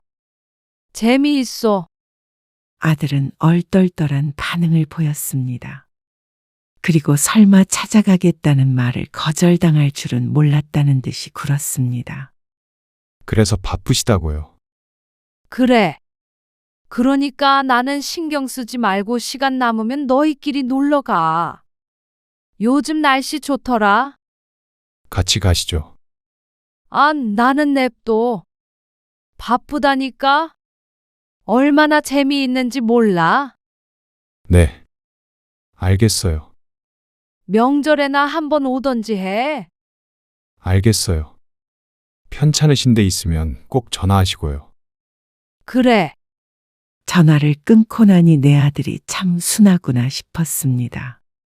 그렇게 소리치며 싸웠던 부모도 혹시나 아플까봐 먼저 전화해서 걱정을 하는 걸 보면 말이죠. 그리고 그렇게 못되게 굴었던 시부모도 얼굴 보겠다고 찾아온다고 하는 며느리도 참 똑같았습니다. 드라마 속 악역은 자식들이 아니라 한시였던 것을 한 발짝 떨어져서 보니 그제서야 보였습니다. 한시가 마음을 고쳐먹으니 이토록 평화로운 것을 말이죠. 그리고 아들에게 한 말이 영 없는 말은 아니었습니다. 아직 실력이랄 것은 없었고 몸부림에 가깝긴 했지만 게이트볼이라는 것에 막 재미를 붙인 참이었습니다. 아니, 그보다도 또래의 사람들과 만나서 말하고 얘기를 듣고 하는 게 TV 드라마를 보는 것보다도 재미있었습니다. 아마 다들 그래서 더운 날에도 바깥에 나오는 것일 테죠. 아직은 아들을 잊고 살아갈 정도로 삶이 바뀐 것은 아니었지만 서서히 적응해 갈 생각이었습니다. 생각보다 혼자 사는 삶이 나쁘지 않았습니다. 바쁘게 살다 보면 아들 생각을 안 하는 때가 많았으니 긍정적인 신호였습니다. 어머님, 저예요. 잘 지내시죠? 그래. 오랜만이야. 일주일쯤 뒤에 며느리에게서 전화가 걸려왔습니다. 지율이가 할머니 보고 싶다고 그래서요. 다음 주에 시간 내주시면 같이 나들이 갔으면 해서요. 다음 주에? 네. 어머님 바쁘시다고 들어서요. 스케줄 맞춰보려고요. 그래. 한번 확인해보고 연락 줄게. 네. 뭐 드시고 싶은 건 없으시고요. 그런 건 내가 알아서 챙겨 먹으니까 걱정 말고. 너희나 잘 챙겨 먹고 살아. 네. 그러면 연락 주세요. 별것 아닌 대화였지만 가슴 속에 무엇인가가 쑥 내려간 것 같은 기분이었습니다. 그것이 마음의 병이었는지 무엇인지 모르겠지만 이제야 비로소 인생이 제자리를 찾은 것 같았죠.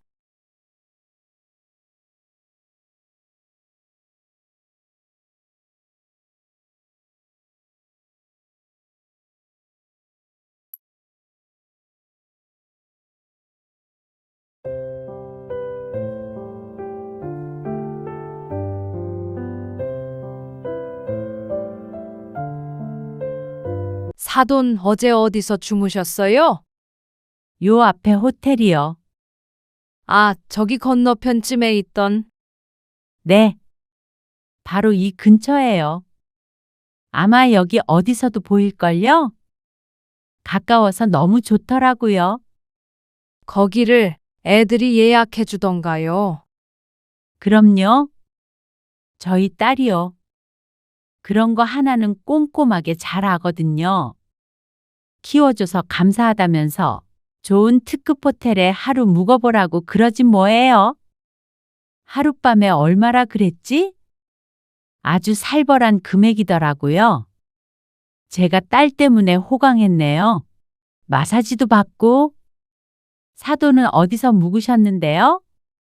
같은 곳이에요? 오늘 이야기 속 주인공은 64세 강숙자 씨입니다. 그리고 그녀의 아들과 며느리에 관한 이야기이죠. 강 씨는 아들이 결혼하자마자 연을 끊고 살게 되었습니다. 남들에게 말하면 놀랄 만한 일이죠. 아들이 결혼을 준비하는 과정에서 그리고 결혼식에서 강 씨는 며느리에게 깊은 실망을 했습니다. 사사건건 시부모를 무시하고 친정부모와 차별한 며느리. 아무리 강 씨가 시골 총부라지만 바보는 아니었습니다. 그렇다고 며느리에게 그렇게 무시를 당할 만큼 없이 살지도 않았습니다. 그리고 그런 며느리와의 갈등을 피하고 싶어하는 아들 때문에 강 씨가 느낀 비참함과 배신감은 더욱 컸습니다. 똑같이 지방에서 올라간 양가 부모를 다르게 취급한 며느리. 친정 부모는 특급 호텔에서 재우고 강 씨 부부는 허름한 모텔에서 재운 며느리. 어떻게 강 씨 부부가 며느리를 웃는 낯으로 대할 수 있을까요? 강 씨가 아들 며느리와 거리를 둔 것은 어떻게 보면 강 씨의 의지가 아니었습니다. 아들 며느리가 그렇게 하도록 만들었습니다. 강 씨는 아들을 멀리 장가 보냈다고 생각하고 살기로 했습니다. 내 자식이 아니라 이제는 해외 동포쯤이라고 생각하기로 했죠. 강 씨는 지방 소도시에서 살고 있었습니다. 평생을 그곳에서 살았고 남편과 함께 농사를 지으며 소박하게 생활했습니다. 그리고 아들을 하나 낳았습니다. 아들은 서울에 있는 대학에 가서 일찍이 떨어져 지내게 되었습니다. 주변에서 다들 아들을 한양으로 유학을 보냈다며 엄지를 치켜 세웠습니다. 아들은 공부를 잘했고 강 씨 부부에게는 자랑스러운 자식이었습니다. 그런 아들도 이젠 결혼을 앞두고 있었습니다. 거의 도착했어요. 그래? 알았어. 운전 조심히 하고 바로 밥 먹을 수 있도록 준비할게. 네. 전화를 끊고 강 씨는 서둘러 부엌으로 갔습니다. 이미 대부분의 음식이 준비가 되어 있었습니다. 며칠 전부터 장을 봐오고 이래저래 신경을 쓴 결과였습니다. 다 왔대. 네. 한 10분 걸리나 봐요. 그러자 남편도 주변을 한 번 더 정리했습니다. 워낙 깔끔한 성격 탓의 거실에도 부엌에도 정리할 게 없었지만 그래도 처음 맞는 예비 며느리이기에 조금 더 신경을 썼습니다. 그리고 도착한 며느리. 안녕하세요. 이지연이라고 합니다. 어서 와요. 오느라 고생 많았네. 아니에요. 며느리는 주변을 두리번거렸습니다. 서울이 고향이라고 들었는데 아무래도 도시에서 나고 자라서 이런 곳은 낯선 모양이었습니다. 음식은 입에 좀 맞아요? 아, 네. 하지만 말과는 다르게 며느리는 젓가락만 깨작거릴 뿐 뭐 하나 시원하게 먹질 않았습니다. 그래도 음식 솜씨가 좋다는 평을 받는 강 씨였는데 아무래도 며느리의 입맛에는 맞지 않는 듯 했습니다. 식사를 마치고 차를 마시는데 며느리가 말했습니다. TV에서만 보던 시골 느낌이 나서 신기해요. 거실창 밖은 푸르렀습니다. 논밭이 있고 멀리엔 산이 있어서 시야가 트여 있었죠. 이런 전망은 서울에서는 좀처럼 없다며 웃었습니다. 호기심이 느껴지는 며느리의 말에 강 씨도 따라 웃었습니다. 차차 적응이 되겠지 생각하며 말이죠.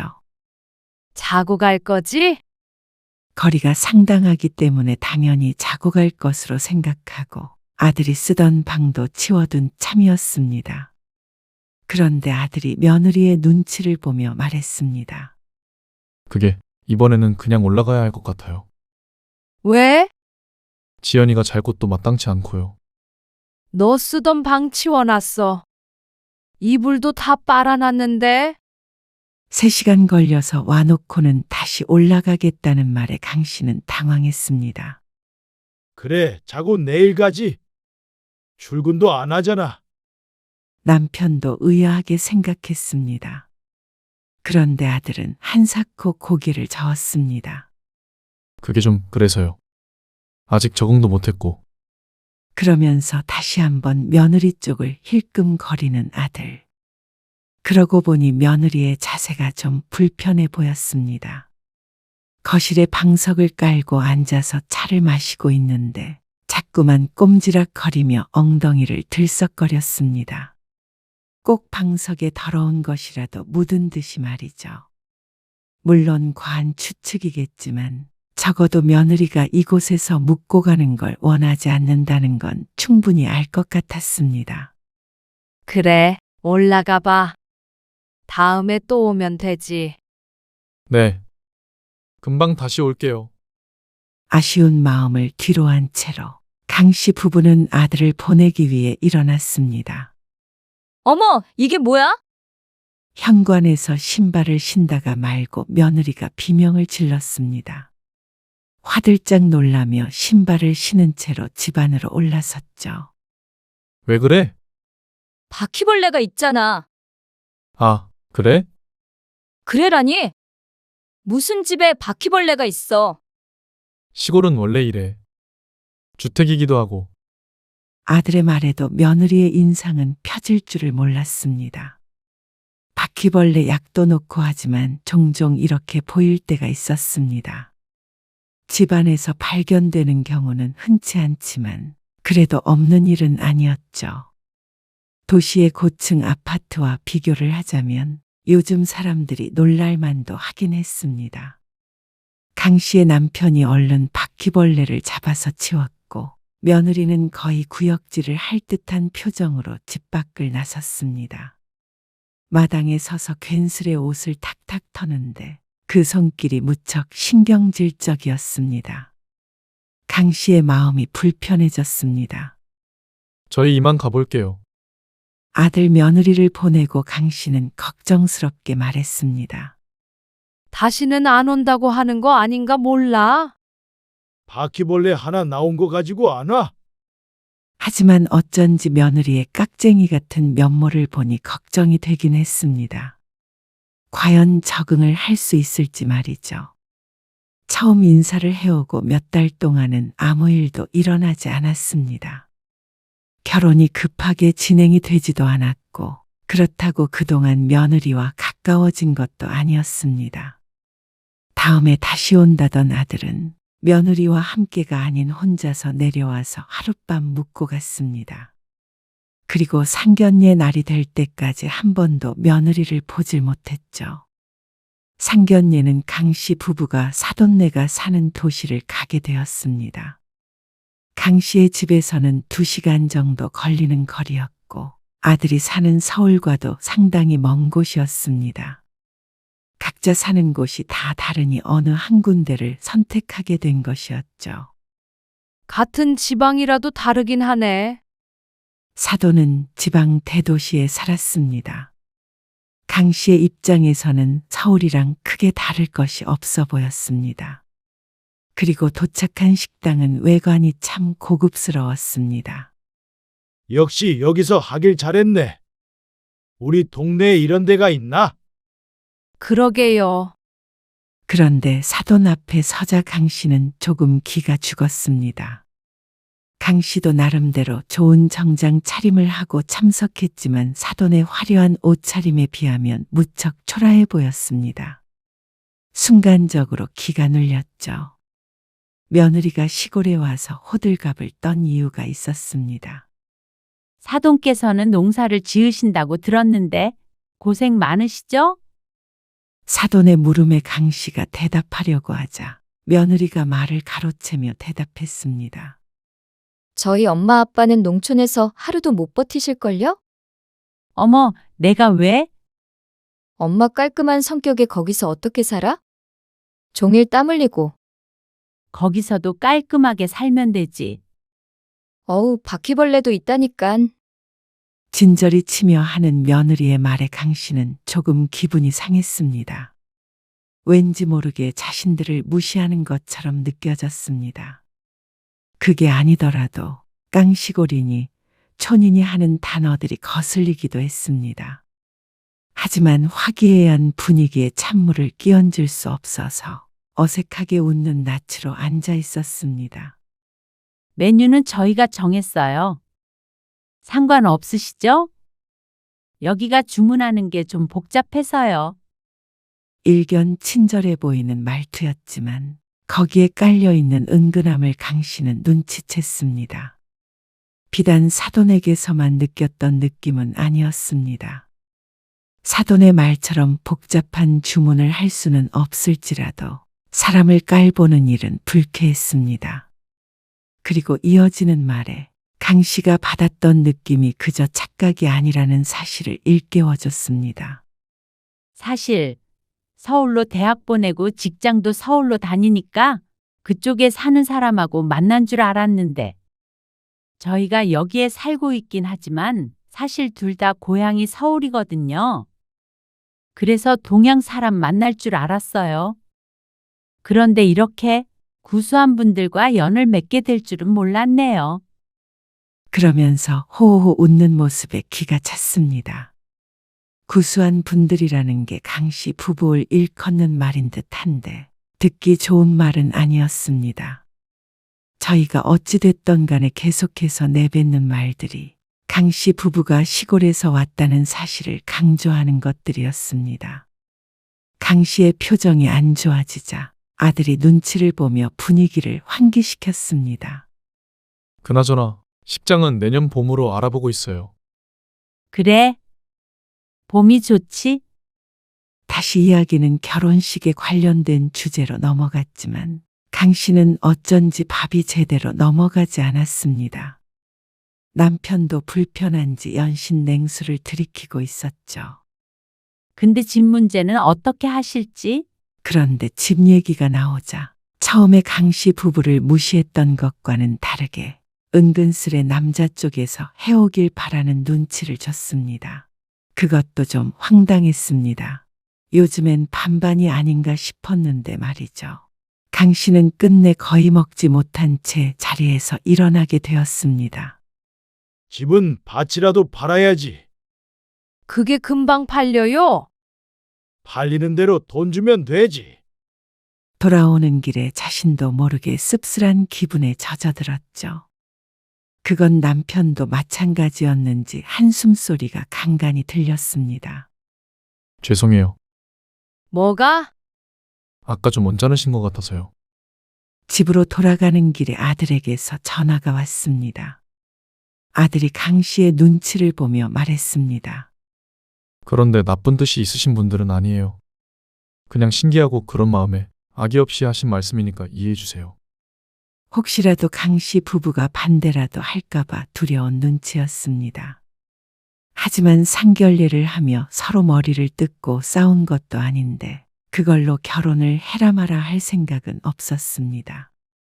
또 사돈을 앞으로 만나면 얼마나 만날까 싶어서 말이죠. 속상하기는 했어도 그저 그런 해프닝 정도로 여기고 넘어갔습니다. 아무리 시골이라 무시해도 강 씨는 그 사실이 부끄러운 적도 없었고 그럴 이유도 없었으니 말이죠. 결혼식은 이듬해 봄으로 예정되어 있었지만 예식장 예약하기가 쉽지가 않아 6월 중순으로 날짜가 정해졌습니다. 아들과 며느리 모두 하객들이 대부분 서울 사람들이라 결혼식은 서울에서 진행이 되었습니다. 그리고 아침 일찍부터 준비해야 하는 일정 탓에 결혼식 전날 상경하기로 되어 있었습니다. 그러고 나서 하룻밤 묵고 결혼식이 끝난 뒤에 다시 집에 내려오기로 했죠. 올라가서 하루 묵어야 하는데 신혼집에 들어가 얼마 전부터 아들네가 살고 있긴 했지만 강 씨 부부는 그곳에서 잘 생각은 없었습니다. 신혼집이라 조심스럽기도 했고 강 씨 부부도 불편할 테니 마음 편하게 숙소에서 자자 싶었습니다. 당연히 그렇게 해야지. 남편도 강 씨의 의견에 적극 동의했죠. 그래서 아들에게 전화를 걸었습니다. 너희 아버지랑 같이 묵을 숙소가 필요해. 안 그래도 그것 때문에 상의를 좀 하려고 했어요. 그래? 네. 장모님이랑 장인어른도 하루 전에 오신다고 하셨거든요. 그래서 지연이가 숙소를 알아보고 있더라고요. 그러니? 예약하는 김에 우리 것도 해줘. 돈은 줄 테니까. 에이, 저희 결혼식 때문에 오시는 건데 당연히 저희가 해드려야죠. 아들은 흔쾌히 수락했습니다. 비용도 안 받겠다는 말에 강 씨도 마음을 놓았습니다. 그리고 며칠 뒤에 며느리에게서 연락이 왔습니다. 제가 적당한 곳으로 예약해놨어요. 그래? 고마워. 그런데 방도 많이 없고 비용적인 부분도 있고 그래서 엄청 고급스럽고 그런 데는 아니에요. 예식장에서 거리도 좀 있더라고요. 아이고, 그런 데가 뭐가 필요해? 하루 자고 나올 건데. 그리고 택시 타고 가면 되니까 괜찮아. 그렇죠? 어머님이 이해해 주실 줄 알았어요. 다음날 일찍 나오셔야 하잖아요. 그래. 아무 데나 잠만 자면 되지. 사진 보니까 분위기나 그런 거는 오히려 어머님, 아버님이 좋아하실 것 같더라고요. 며느리에게 걱정하지 말라는 식으로 안심을 시키며 말했습니다. 그러자 며느리는 밝은 음성으로 전화를 끊었습니다. 그런데 끊고 나니 며느리의 마지막 말이 머릿속에 남았습니다. 강 씨 부부가 마음에 들어할 곳이라니. 강 씨는 고개를 한번 갸웃거리고 이내 머릿속에서 그 일을 지워버렸습니다. 그리고 아들의 결혼식 전날 점심쯤에 남편과 함께 버스를 타고 서울로 향했습니다. 도착하면 오후 느지막한 시간이 될 텐데 그때 바로 숙소로 가면 될 듯 했습니다. 우리 출발했어. 네. 문자 메시지로 주소 보내드렸죠? 터미널에서 그냥 택시 타세요. 그래. 우리 걱정은 말고. 알아서 갈 테니까. 저녁 식사는 어떻게 하시게요? 호텔 근처에서 아무거나 먹으면 되지. 천지가 다 식당일 텐데, 뭐. 네. 그러면 내일 아침에 예식장에서 뵐게요. 혼주도 준비할 게 많기에 일찍이 출발할 예정이었습니다. 다음 날 아들과 만나기로 하고 전화를 끊었습니다. 한참 시간이 흐른 뒤에 강 씨 부부는 버스에서 내려서 택시를 타게 되었습니다. 혹시 그레이스 호텔 아세요?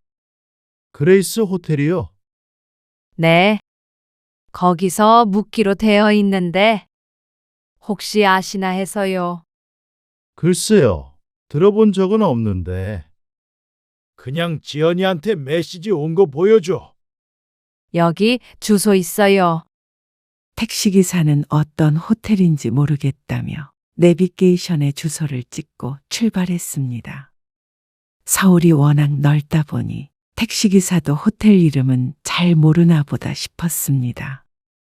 한참 가다 보니 호텔이 있을 법한 곳에서 조금씩 벗어나기 시작했습니다. 주택가로 보이는 곳을 지났다가 좁은 골목을 이리저리 왔다 갔다 하더니 결국 차를 세운 곳은 강 씨를 당황스럽게 했습니다. 왜 여기서 세우세요? 여기 도착했다고 뜨잖아요. 택시기사가 휴대폰 내비게이션을 가리키며 말했습니다. 그러니 도착했습니다. 하며 안내 메시지가 흘러나왔죠. 여긴가 보네요. 택시기사가 근처에 보이는 건물 하나를 손가락을 가리키며 말했습니다. 택시 안에서는 잘 보이지 않아서 결국 택시비를 지불하고 차에서 내렸습니다. 여기에 호텔이 어디 있다는 거야? 뭐야? 여기 그레이스 호텔이라고 써 있는데. 남편이 건물 벽면을 가리키며 말했습니다. 글자들이 떨어져서 그와 스만 남아있는 간판이 보였습니다. 레와 이가 붙어 있던 곳에는 글자 모양 그대로 지저분한 흔적이 남아 있었습니다. 강 씨는 조금 황당한 표정으로 건물을 훑어보았습니다. 호텔이라고 써 있긴 했지만 일반 모텔보다도 못한 곳이었습니다. 요즘에도 이런 곳이 있나 싶었습니다. 영업은 하는 모양인지 입구에 불은 켜져 있었죠. 남편도 말을 잃고 서서 쳐다보다가 강 씨에게 말했습니다. 일단 들어가자고. 남편을 따라 들어가니 카운터가 보였습니다. 내부는 외부보다도 낡아 보였습니다. 여기 예약을 했다고 그러던데. 네, 강숙자 씨 맞으세요? 아, 예. 예약한 사람이 강 씨밖에 없었는지 주인이 먼저 강 씨의 이름을 알고 있었습니다. 열쇠를 하나 건네며 2층으로 올라가라는 주인. 엘리베이터를 타고 올라가자 복도에서부터 캐캐묵은 냄새가 났습니다. 그리고 문을 열고 방으로 들어갔을 때는 또다시 말을 잃었습니다. 비좁은 실내엔 담배 냄새가 났습니다. 그리고 꽃무늬 벽지에 꽃무늬 이불이 눈을 사로잡았죠. 화장실은 또 어찌나 하수구 냄새가 진동을 하던지. 서울 한복판에 이런 곳이 아직 영업하고 있다는 게 믿기지가 않았습니다. 강 씨의 동네만 하더라도 터미널 근처에 있는 모텔들이 죄다 신식이었습니다. 이런 곳은 없었습니다. 잠깐만 기다려봐. 남편도 잠자리는 가리지 않는 편인데 도저히 이건 아니라고 생각했는지 카운터에 좀 다녀오겠다고 했습니다. 그러더니 한 10분쯤 뒤에 다시 와서 말했습니다. 다른 방도 다 똑같대. 담배 냄새는 다 난다고 그러네. 오래된 건물이라서. 아이고, 정말이지 바퀴벌레라도 나올 것 같은 곳이었습니다. 어떻게 이런 곳을 예약해 줄 수 있나 싶었습니다. 요즘 사람들은 인터넷으로 다 하던데. 그리고 사진 보니 강 씨 부부가 좋아할 것 같다고 했던 며느리의 말이 머릿속을 스쳐 지나갔습니다. 도대체 그게 무슨 뜻이었는지 궁금했습니다. 정말로 이런 곳을 강 씨가 마음에 들어할 거라고 생각했던 것인지, 아니면 그냥 강 씨 부부를 골탕 먹이기 위해 이런 곳을 선택한 것인지 한번 물어보고 싶었습니다. 여기가 하룻밤에 3만 원이라고 그러더라고. 3만 원이요? 그러니까 상태가 이렇지. 싸긴 싸네요. 괜히 전화하지 말고 그냥 자자고. 내일 당장 결혼식인데 숙소를 다시 알아봐 달라고 하면 얼마나 신경 쓰이겠어. 번화가라도 되었다면 나가서 좀 더 멀쩡한 곳을 찾아봤을 테지만 택시를 타고 오면서 다른 호텔은 보지 못했습니다. 괜히 나갔다가 헤매기만 할 것 같아서 강 씨도 포기했습니다. 근데 다른 건 몰라도 이불은 좀 바꿔야 할 것 같아요. 강 씨가 이불을 들어 올리자 기분 탓인지는 몰라도 조금 축축한 기운이 만져졌습니다. 그리고 얼룩덜룩 정체를 알 수 없는 무언가가 얼룩져 있었습니다. 빨래를 매번 하지는 않는 모양이에요. 어쩐지 속이 안 좋아지는 기분이었습니다. 깔끔하게 유지해서 몰랐다면 모를까. 이미 얼룩을 본 이상 벌써 몸이 간지러운 것 같기도 했습니다. 이번에는 강 씨가 카운터로 내려갔습니다. 여기 이불 상태가 너무 좋지 않네요. 그러자 직원은 귀찮다는 듯이 대꾸했습니다. 여긴 다 그래요. 그게 끝이었습니다. 더 이상 상대하지 않겠다는 듯이 모로 돌아 앉아버리는 직원. 황당했지만 이불을 못 바꿔주겠다는데 별 도리가 없었습니다. 그런데 다음 날까지 강 씨 부부는 지독히도 고생을 해야 했습니다. 6월 중순이지만 너무 더웠습니다. 강신의 집은 밖은 선선한 바람이 불어 창을 열고 자면 추울 때도 있었는데 이곳은 창문을 열어도 옆 건물과 맞닿아 있어 바람 한 점 들어오지 않았습니다. 에어컨을 켜보았더니 선풍기와 큰 차이점도 없었고 말이죠. 그리고 뒤늦게 옆방에 손님이 들었는지 새벽 2시쯤부터는 무척 시끄러워졌습니다. 여러 사람 목소리가 들렸는데 술을 먹는 것 같았습니다. 게다가 담배 냄새까지 스물스물 들어오는 바람에 최악의 밤을 보냈습니다. 그래서 밤새 뒤척일 수밖에 없었습니다. 육체적으로도 불편했지만 머릿속도 무척 복잡했습니다. 며느리에게서는 잘 도착했는지 등의 안부를 묻는 연락이 없었습니다. 혹여나 전화가 온다면 한번 물어나 볼까 싶었는데 말이죠. 아마 몰랐겠지. 요즘 사기꾼들이 얼마나 많아. 사진은 멋들어지는 거 올려놓고 속이니까 지연이도 좋은 데라고 생각하고 예약해 준 거 아니겠어? 다음 날 기분이 안 좋아 보이는 강 씨에게 남편은 긍정적으로 생각하자 했습니다. 별거 아닌 것으로 누군가를 의심하고 미워하면 안 된다고 말이죠. 강 씨도 그 말은 맞다고 생각했습니다. 아침 일찍 짐을 챙겨서 숙소를 나왔습니다. 그러니 좀 살 것 같았습니다. 결혼식장에 택시를 타고 도착한 강 씨는 피로에 지친 얼굴로 대기실에 앉아 있었습니다. 오셨어요? 안색이 왜 그러세요? 긴장하셨어요? 아들이 강 씨에게 물었습니다. 어제 숙소가 말이야. 영 불편해서 잠을 잘 못 잤어. 아들에게 말하지 않을 수 없을 정도로 최악의 경험이었습니다. 싼 게 비지떡이긴 했지만 차라리 돈을 좀 더 써서 나은 곳에서 잤어야 했습니다. 만약 그 돈이 아까웠다면 10만 원이든 20만 원이든 강 씨가 낼 의향이 충분히 있었습니다. 설마 서울에 있는 숙소가 다 찼을 리는 없었을 것이었습니다. 아, 지연이가 열심히 찾아서 비교해보고 그러던데. 비교를 해본 게 맞아? 네. 그 정도로 불편하셨어요. 그래, 무슨 그런. 강 씨가 차마 말을 잇지를 못했습니다. 근데 거기를 내가 좋아할 거라고 지연이가 그러더라. 근데 어떻게 그렇게 생각할 수가 있니? 에이, 지연이가 그래도 그런데 얻어주지는 않았을 텐데. 아마 방이 없었나 보죠. 아들이 어깨를 으쓱거리며 말했습니다. 사진이라도 찍어뒀어야 강 씨의 심정을 이해할 텐데 참 답답했습니다. 그때 직원이 강 씨의 아들을 불렀습니다. 그러고는 직원들이 이끄는 대로 옷도 갈아입고 화장도 했습니다. 그런데 뒤이어 도착한 사돈 내외. 밤새 잘 잤는지 얼굴 빛이 아주 좋아 보였습니다. 그러다 문득 든 생각에 강 씨가 안사돈에게 물었습니다. 혹시 어제 어디에 묵으셨어요? 그러자 안사돈이 한박 웃음을 지으며 말했습니다. 그리고 그 입을 통해서 나온 호텔 이름에 강 씨의 눈이 커졌습니다. 그런 것에 문외 아닌 강 씨가 듣기에도 많이 귀에 익은 이름이었습니다. 그레이스와는 비교도 안 되는 유명한 곳이었죠.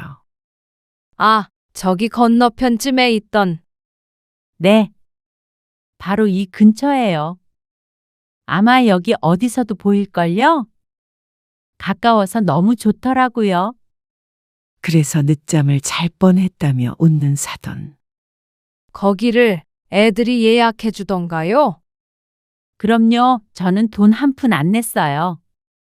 키워줘서 감사하다면서 좋은 특급 호텔에 하루 묵어보라고 그러진 뭐예요? 하룻밤에 얼마라 그랬지? 아주 살벌한 금액이더라고요. 제가 딸 때문에 호강해봤네요. 사돈은 어디서 묵으셨는데요? 같은 곳이에요? 천진한 표정에 알고 묻는 것인지 아니면 모르고 묻는 것인지 헷갈렸습니다. 강 씨는 한참을 앉아서 사돈의 자랑을 들어야 했습니다. 그리고 들으면 들을수록 무언가 잘못되었다는 걸 깨닫게 되었습니다. 손이 벌벌 떨렸습니다. 아이고, 사돈이 긴장하셨나 보네요. 그러면서 곱게 화장과 머리를 마치고 자리에서 일어나 사라졌습니다. 어이가 없어서 헛웃음만 나왔습니다. 어디서부터 어떻게 따져야 하는지 도무지 알 수가 없었습니다. 결혼식이 어떻게 진행이 됐는지도 머릿속에는 남아있지 않았습니다. 예식은 짧았습니다. 그리고 피로연에서는 아무것도 먹질 못했습니다. 왜 안 드세요? 아까부터 이상하시네. 주변을 돌며 인사를 하던 아들 며느리가 가까이 왔습니다. 그래서 강 씨가 물었습니다. 너 사돈이 어디 묵었는지 아니? 그러자 며느리의 표정이 안 좋아졌습니다. 호텔에서 묵으신 걸로 아는데 그러면 우리는 엄마 아빠도 호텔에서 묵으셨잖아요. 어떤 호텔인지는 모르고 그냥 글쎄요. 적당한데 알아보겠다고는 했는데 혹시 장모님 호텔이랑 좀 달라서 그래요? 그거를 알고 있었어? 아니, 지연이가 장모님은 깔끔한데 아니면 못 주무신다고 해서 좋은데 예약한다고 그래서 그런 줄로는 알고 있었어요. 그래? 그러면 다 알고서 우리는 3만 원짜리 여관보다 못한 곳에서 재우고 사돈 내는 고급 호텔에서 재웠다는 거야? 3만 원이요? 설마 그렇게 싼 곳은 아닐 텐데. 아들이 말끝을 흐리며 며느리를 쳐다보았습니다. 그런데 며느리의 표정이 모든 걸 말해주고 있었습니다. 그렇게 안 좋은 곳으로 한 거야? 그게 아니고 아무데나 상관없다고 그러셔서. 아무리 그래도 어떻게 그런 곳을 호텔이라고 예약을 한 거야? 이건 해도 너무한 거 아니니? 만약 사돈도 비슷한 곳에서 묵었다면 아무리 후진 곳이었어도 이해했을 것이었습니다. 며느리가 참 도를 넘어설 정도로 알뜰한 성격이구나 하고 말이죠. 그런데 그게 아니라 그냥 시부모에게 쓰는 돈이 아까운 것인 줄은 몰랐습니다. 근데 어머님 사는 곳은 거의 그런 분위기 아닌가요? 뭐? 시골집도 그렇고 TV에 보면 다 그렇던데. 총구석에는 호텔도 다 그 모양인 줄 아니? 그리고 우리 집이 그 정도로 엉망이라는 거야. 차라리 마당의 계집에서 자겠다. 강 씨의 집은 오래된 단독주택이지만 결코 간밤에 묵은 숙소와 같은 상태는 아니었습니다. 낡은 것과 지저분한 것은 전혀 다른 것이니 말이죠. 그런데 며느리에게는 거기서 거기인 모양이었습니다. 하지만 그래도 이해할 수는 없었습니다. 강 씨가 움막에 산다고 하더라도 숙소는 제대로 된 곳으로 예약해 주는 게 맞았습니다. 꼭 너희 주제를 알라는 식으로 악의적으로 허름한 숙소를 예약해 준 듯했습니다. 어떻게 처음 결혼하며 이런 말도 안 되는 행동을 할 수 있는지 몰랐습니다. 아니요. 그런 뜻이 아니고요. 저희 엄마가 그 호텔에서 꼭 자고 싶다고 그러셨는데 그래서 어머님 숙소에서 좀 아끼려다 보니까. 며느리의 변명은 무척 초라했습니다. 어떤 말로도 이해를 구할 수 있는 상황이 아니었습니다. 만약 아들이 그 호텔에 와보았더라면 절대로 며느리 편을 들 수 없었을 텐데 아들은 며느리 편을 들었습니다. 엄마, 그래도 지연이가 신경 써서 예약한 곳이에요. 가격은 좀 차이 날 수는 있어도 너무 서운해하지 마세요. 엄마 어차피 그런 거 별로 신경 안 쓰시잖아요. 워낙 소박하고 알뜰하게 살았으니 아들도 강 씨의 성향을 알았습니다. 그렇지만 소박하다고 거지 같은 취급을 받으란 법은 없었습니다. 강 씨도 하루뿐인 아들의 결혼식에 사돈과 같은 대접을 받을 자격이 있었습니다. 같은 부모니까 말이죠. 며느리에게 이토록 무시를 당할 거라고는 상상조차 하지 못했습니다. 드라마에서나 있을 법한 일이었습니다. 그리고 그걸 무시라고 생각하지 않는 아들이 더 큰 문제였습니다. 며느리가 친정부모를 더 생각한 게 서운할 수는 있어도 이렇게 화를 낼 문제는 아니라는 듯이 굴었습니다. 강 씨는 목구멍으로 넘어가지도 않는 식사를 그만 끝냈습니다. 그건 남편도 마찬가지였습니다. 그래. 너희가 우릴 어떻게 생각하는지 잘 알겠어. 엄마 아빠는 이만 내려가 볼게. 네? 지금이요? 손님들도 다 계신데. 그러면 지금 이 상황에서 밥이 들어가겠니? 어머님, 오해하지 마세요. 어머님은 검소하고 그러신 것 같아서 좀 저렴한 호텔도 괜찮으실 줄 알았어요. 근데 저희 엄마 아빠는 도시 생활만 하셔서 불편해 하실 것 같아서 그런 건데 제가 생각이 짧았어요. 생각이 짧은 정도만으로 며느리의 만행을 용서할 수는 없었습니다. 진작에 강씨 부부를 무시하는 태도를 보였는데 설마 하며 넘긴 것이 실수였습니다.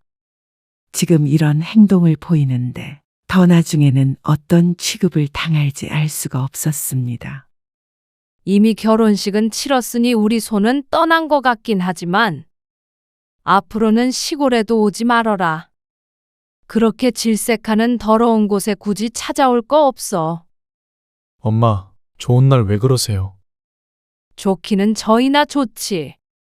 우리는 살면서 이렇게 비참했던 날이 없어. 지금 가시면 사람들이 어떻게 생각하겠어요? 그것까지 일일이 생각하면서 상처받아야 하니? 사람들이 욕해요. 과연 간밤에 어떤 일이 있었는지 알면 사람들이 우릴 욕하겠니? 아니면 네 처를 욕하겠니? 그러자 아들 며느리가 입을 다물었습니다. 너희 신혼집 마련해준다고 네 아버지 밭도 팔았어. 근데 괜한 짓을 했나 보다. 아직 잔금 며칠 남았으니 천만다행이지 않니? 네? 그러면 저희 대출금은요? 너희 집이니까 너희가 갚아야지. 신혼집을 구할 때 일부는 아들 며느리가 모은 돈이었고 일부는 사돈이 냈습니다. 그리고 절반은 그래도 아들 가진 부모라 강씨 부부가 마련하기로 했죠. 서울 집값이 워낙 비싸서 강씨가 밭을 팔았는데 그 잔금일이 늦어서 일단 절반은 대출을 받아서 진행했습니다. 보름 뒤에 잔금을 치르면 아들에게 줘서 대출금을 갚도록 할 예정이었죠. 그런데 그게 다 무슨 소용인가 싶었습니다. 집값을 사돈보다 많이 보태도 더 못한 취급을 받는데 말이죠. 그제서야 며느리의 얼굴이 새파래졌습니다. 핏기가 가신 모습에 속이 후련했습니다. 총구석에 산다고 성질도 없는 줄 아는 모양이었죠. 그런 줄 알고 잘 살아라. 엄마! 어머님, 강씨 부부가 자리를 뜨자 아들 며느리가 황급히 쫓아나왔습니다. 그러는 과정에서 사람들이 힐끔힐끔 쳐다보았습니다. 강씨는 그런 아들 며느리를 뿌리치고 나와버렸습니다. 한복 차림이 눈에 띄었는데 그 차림 그대로 택시를 타고 터미널로 향했죠. 열불이 나서 씩씩거리는데 남편이 손을 꼭 잡았습니다. 남편도 비참한 심정이었을 테죠. 집으로 돌아와서 한복은 상자에 담았습니다. 아들네 집으로 보낼 생각이었습니다. 그런데 자꾸만 아들 며느리에게서 전화가 걸려왔습니다. 다음 날 신혼여행을 떠난다는데 바쁘지도 않은 모양이었습니다. 하기사 수억이 걸린 일보다 바쁜 일이 뭐가 있겠나 싶었습니다. 하지만 강 씨는 전화를 받지 않았습니다. 앞으로도 그럴 예정이었습니다. 그렇게 무시하는 부모 도움 없이 살아가봐라 할 작정이었습니다. 아들도 며느리도 미래에 생길지 모르는 손주도 더 이상 내 가족이 아니다 생각했죠.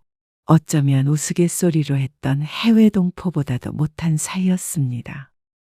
아들 며느리가 얼마 후 찾아와 잘못을 빌었습니다. 죄송해요. 지연이도 반성 많이 하고 있어요. 그런 줄 정말로 몰랐대요. 정말이에요. 믿어주세요. 하지만 강 씨의 남편이 아들 내외를 쫓아내버렸습니다. 그리고 소금까지 뿌리며 말했습니다. 아이고, 이렇게 누추한 곳에 귀한 분들이 웬 말인지. 그 좋다던 서울로 돌아가세요. 그러고는 다시는 대문을 열어주지 않았죠.